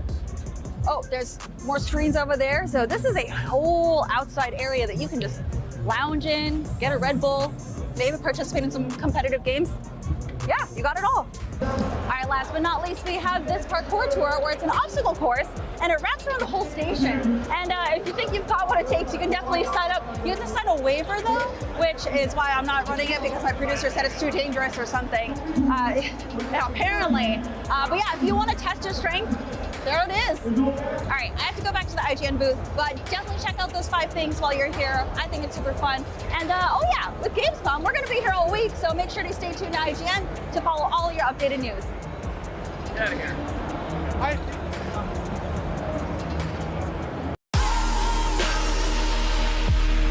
Gamescom 2022 is presented by Saints Row. Be your own boss and take control of Santo Alesso. Tune into IGN 1 for the latest news on your favorite releases, gameplay exclusives, and all the entertainment you can handle. And maybe even some you can't. Cinefix on IGN 1, your friendly Friday night home for film fanaticism. You're watching The Weekly Fix, ready to fill you in on anything you may have missed in the world of gaming and entertainment.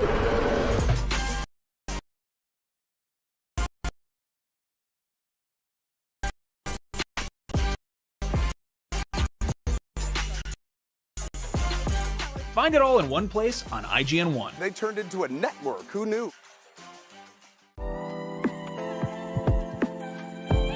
IGN is one library, govern, create lists, access guides for what you're playing, and rate and rank the games you love to share with the world. Available free with your IGN account. It's for players, no matter where you play.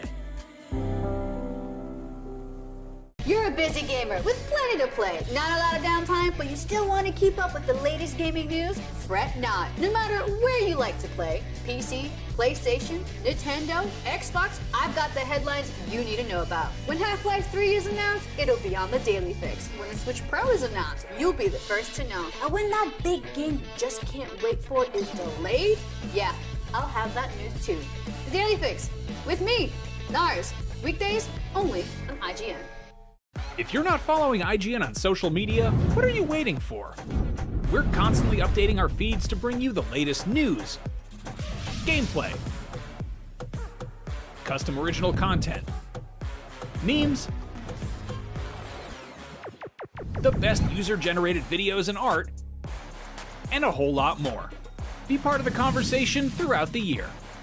Follow IGN on Instagram, Twitter, Facebook, TikTok, and Snapchat.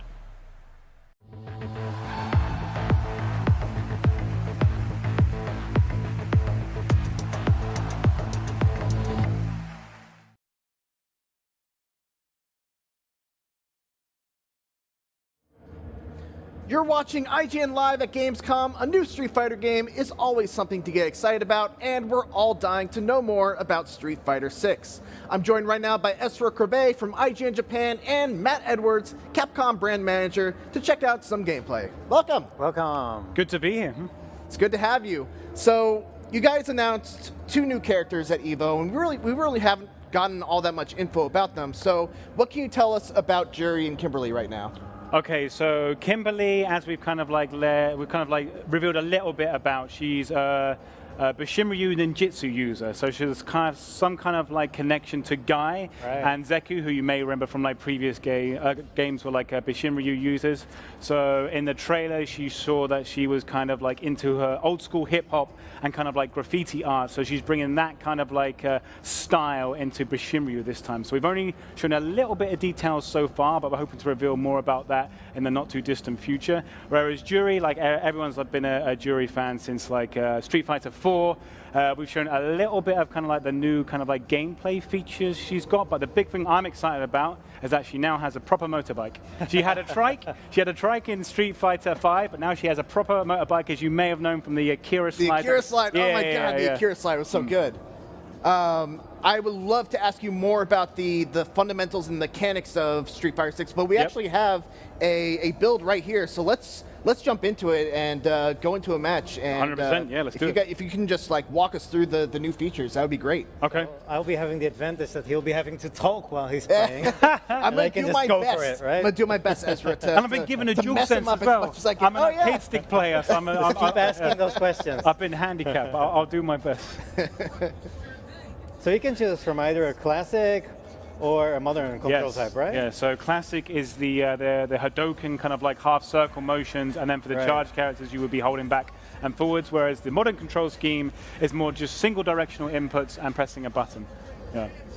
Give him a look. Give him a look. Press the bad. Yeah, there you go. There you go. Well, right?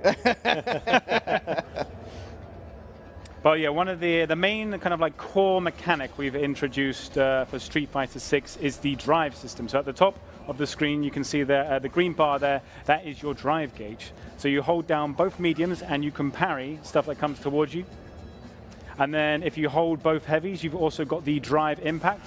That is an armored move that can 3 hits of armor on it. And yeah, you get all kinds of follow-ups. And if you do it at the edge of the screen, oh, sorry. Okay, about that. if you get to the edge of the screen, you can get a follow-up afterwards, like a DP or something like that, like a scaled combo. We also have the new drive rush system.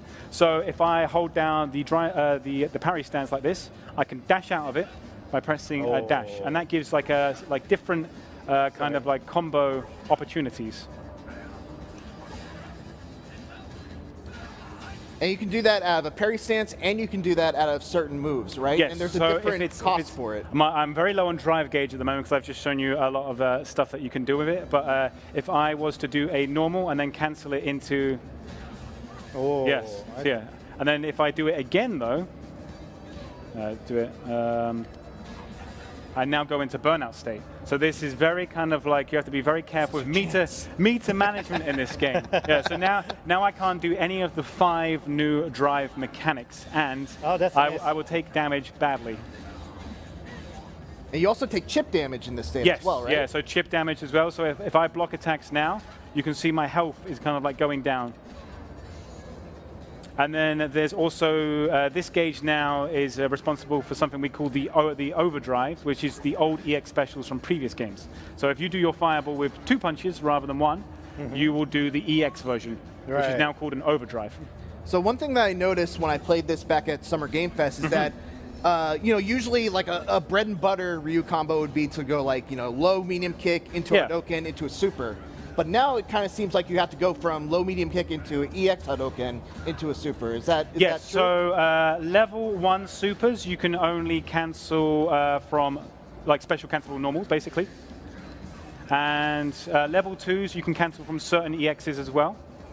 And then level 3s you can cancel from a lot of different things. So that includes regular specials as well. So there are limitations depending on how much bar you want to spend. Interesting. And then, did we go over V reversals also? Or, sorry, not V reversals. They are called drive reversals. Right. I gotta remember how to do it. I think it's forward and 2 kicks. I've got to remember how to do it. So you got to attack me. Yep. I got to remember what to do. Okay, no. Try a heavier attack, maybe. Okay, that is not a drive reversal, but I gotta check the command list quickly. What is it?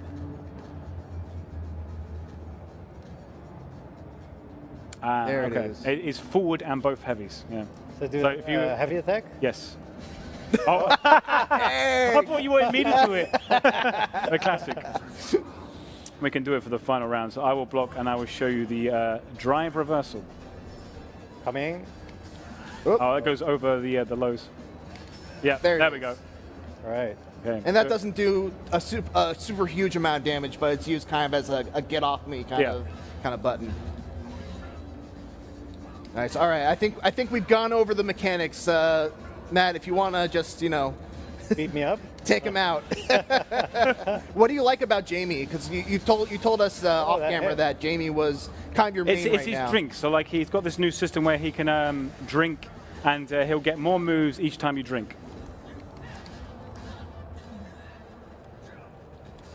And that goes to what, four levels? So yeah, right up now you're to at 3. the final one, if I can do it without getting hit. Oh, now he is in a... Dangerous. Oh, dear. Oh, it's getting dicey. Oh, nice. Oh. Very tense. Right. Oh, there it is. Esther got so the close. range. That was very close. Very close.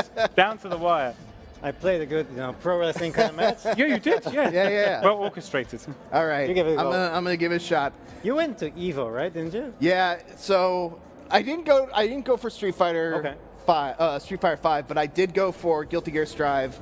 I went 3-2 in pools, which that's too impressive. Yeah. May not. You be won more than you lost. Yeah, I did win more than I lost. That's true. But yeah, it was. If anyone out there is thinking about, I'm not good enough to go to something like Evo, just do it. You'll have so much fun. It's an experience such a blast. for sure. It's an unbelievable experience, and you get to see kind of where you're at in fighting games. It's awesome. It's a celebration of fighting game culture across the board, 100%. All right, Ezra, you're gonna have to carry the conversation here because I'm in try hard We're gonna get mode. a hot match here right now, right? So Jamie, it's like it reminds me of Virtua Fighter. You know, you have this character called Shun, but it's kind of like interesting how Street Fighter 6 mixes these traditional martial arts with like modern pop culture. I think Kimberly is also a good example of that. So you have these young people, and they have these people they respect, like Guy for Kimberly. It's kind of like, you know, Yu is getting older himself too. So story-wise, there's interesting stuff going on here as well. And while we're talking here, Jamie is in trouble. Doing well. For those that don't know, I am Ryu right now, and Matt is playing as Jamie. I was feeling confident. Oh no! You shouldn't talk. You shouldn't talk. You should not do the wake up shorty right there. Oh, nice. Good tech, though. Throw escape. Yeah. So this is again quite the pro-res match. Oh, nice one. And he's drinking, and now you have 3, so just one more. Oh no! That's it. Oh, nice finish. That's the dry thing about that armor on the I was move. feeling really good at the beginning. All right. Let's Do see you play if on pad normally, or? Yeah, I play on pad normally. Yeah. And you? No, I'm an arcade stick guy. So you even have a disadvantage. I'm you part still of a win? dying breed. I'm trying to learn hitbox at the moment, but I'm very much part of a dying breed. Nice. Oh, it's nice. really interesting because even for like more casual players, you know, this derived system is like a more simple version of, you know, like rock paper I am scissors, going to right? counter that. I swear to God. Come on, Mitchell. I What want was to your drink. Evo He's not letting experience? me. He's not letting me drink. Oh, he's drinking. He's drinking. It's a chance for the opponent to think when he's drinking, obviously, right? Yes. Ah. No. That's it. That's a nice No, combination. it's not it yet. Gotta give you that. I'm not protecting the dome. I was trying to do a critical art for the people. I respect the attempt. Well, it was great games. Thank you so much for joining us. Street Fighter 6 is slated for release sometime next year on Xbox, PlayStation, and PC. I can't wait. Looking forward to it. Peggy 16.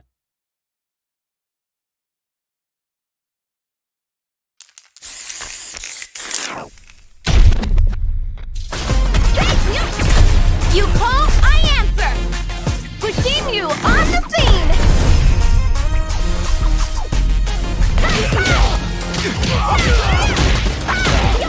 Man, come on! I'm ready to go!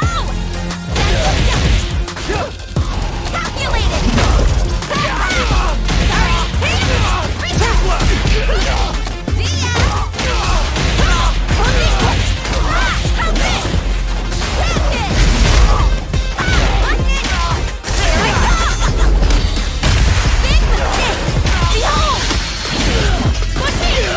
We do this all day, every day! Remix time! Woohoo! Here we go!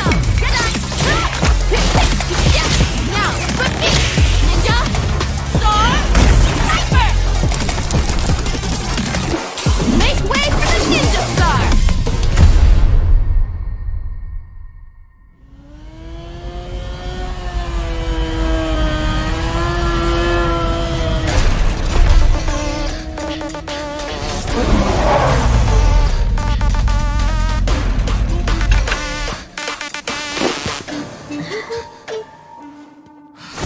Time to play.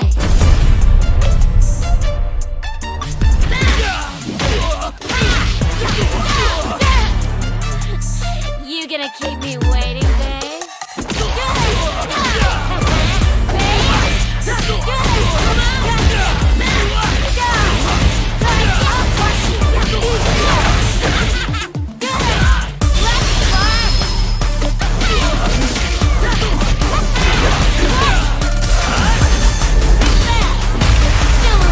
Time to die!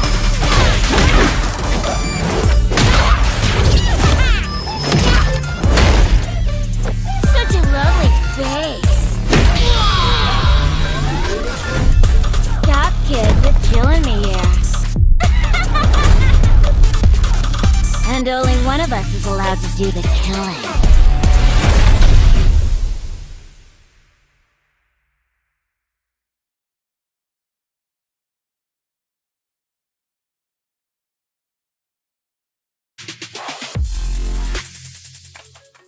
What's up, everybody? Damon Hatfield here with Brian Altano on the show floor at Gamescom with some breaking news.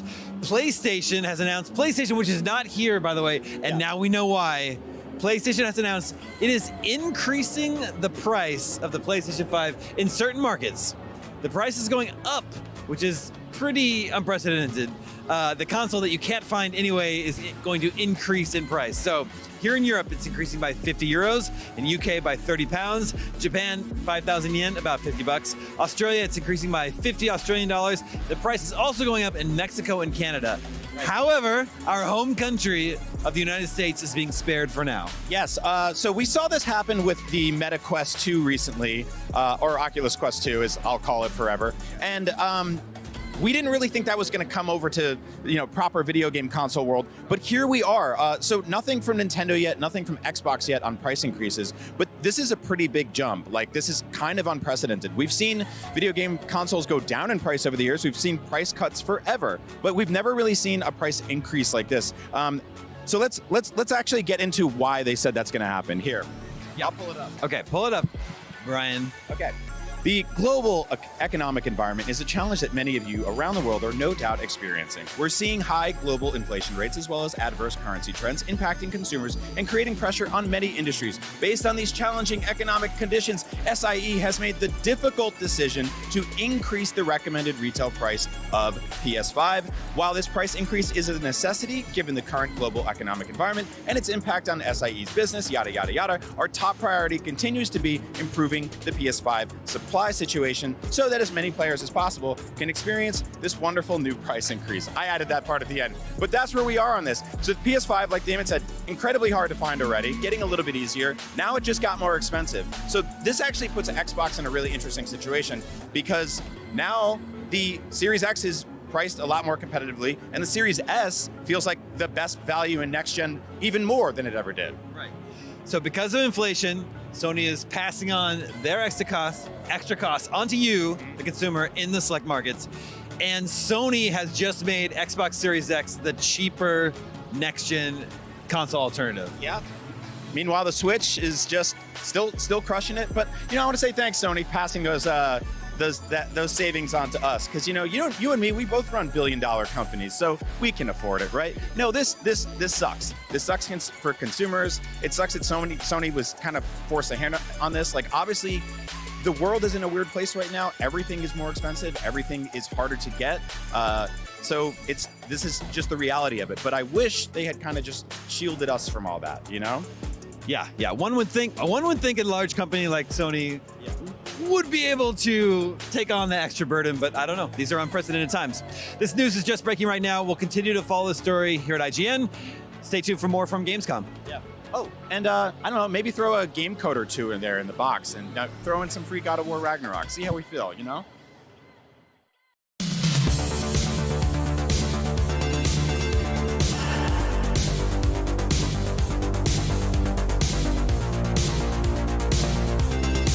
What's up, everyone? Mitchell Saltzman here at Gamescom 2022, and I just saw Wanted Dead. It's a game from the developers, or some of the developers, of Ninja Gaiden, a game that I hold with the highest of regards. It's one of my favorite games of all time, but, I was coming into this with a little bit of trepidation. The trailer didn't look super great, but I was actually kind of blown away. This game was super fun.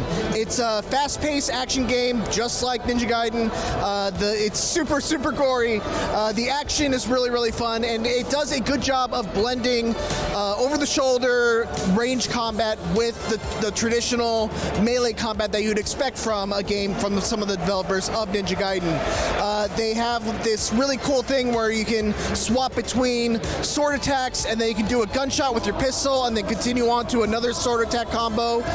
There's a really awesome super move that you can do where you just, go into that stance and then you just stun everyone, and then you just go from person to person, executing each of them. The executions in this game are utterly unbelievable. There's so many. I feel like I played it for like 30 minutes and I didn't see a single repeated execution. And then the other thing to note is that there are mini games. It's obviously heavily inspired by the Yakuza series. There's a karaoke mini game, and apropos of Gamescom, one of the songs that you sing is 99 Red Balloons. Another thing that you might expect from some of the developers of Ninja Gaiden, it's hard. I got kind of wrecked in the first level, and I think one of the signs of a great demo is that I kept wanting to come back and try to better myself and try to get through the level in a way that didn't make me feel bad about myself. You know, this is ultimately a game that I think demos pretty well in this kind of environment. The real tests will be whether it holds up through a whole, 8 to 10 hour experience, and I'm happy to see if Wanted Dead can actually live up to that.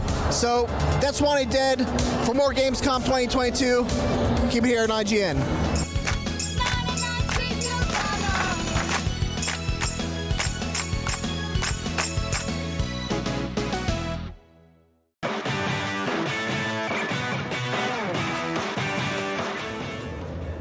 This is IGN Live at Gamescom 2022, and we're winding things down for today, but we have tons more planned. We sure do. Tomorrow, we're going hands-on with One Piece Odyssey and then getting weird with High on Life, that first-person shooter where aliens abduct humans to turn them into recreational drugs, and your guns talk to you. Why not?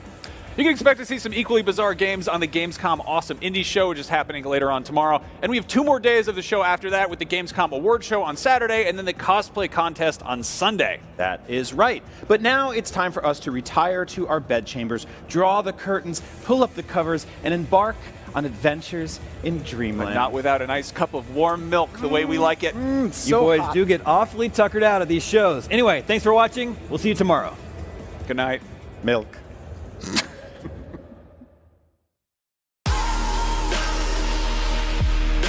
Gamescom 2022 is presented by Samsung SSD, essential for gaming.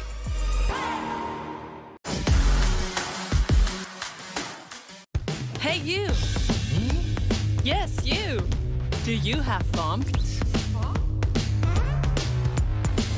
Fear of missing Gamescom? Relax. Gamescom is everywhere you want.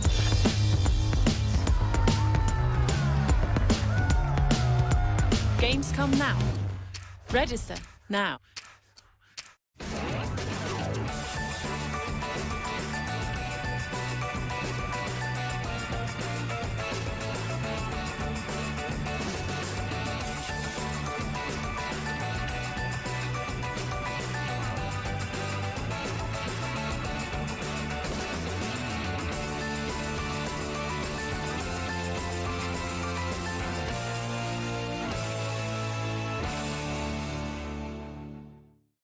In a world with non-stop news about Marvel, Netflix, and Star Wars, you need a show with accurate reporting, hard-hitting commentary, and me.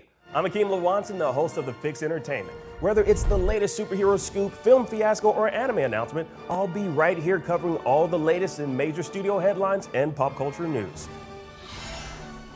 Make sure to catch The Fix Entertainment wherever you watch IGN.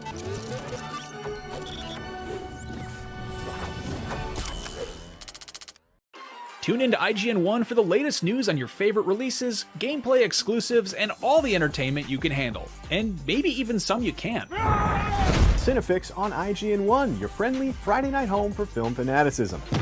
You're watching The Weekly Fix, ready to fill you in on anything you may have missed in the world of gaming and entertainment.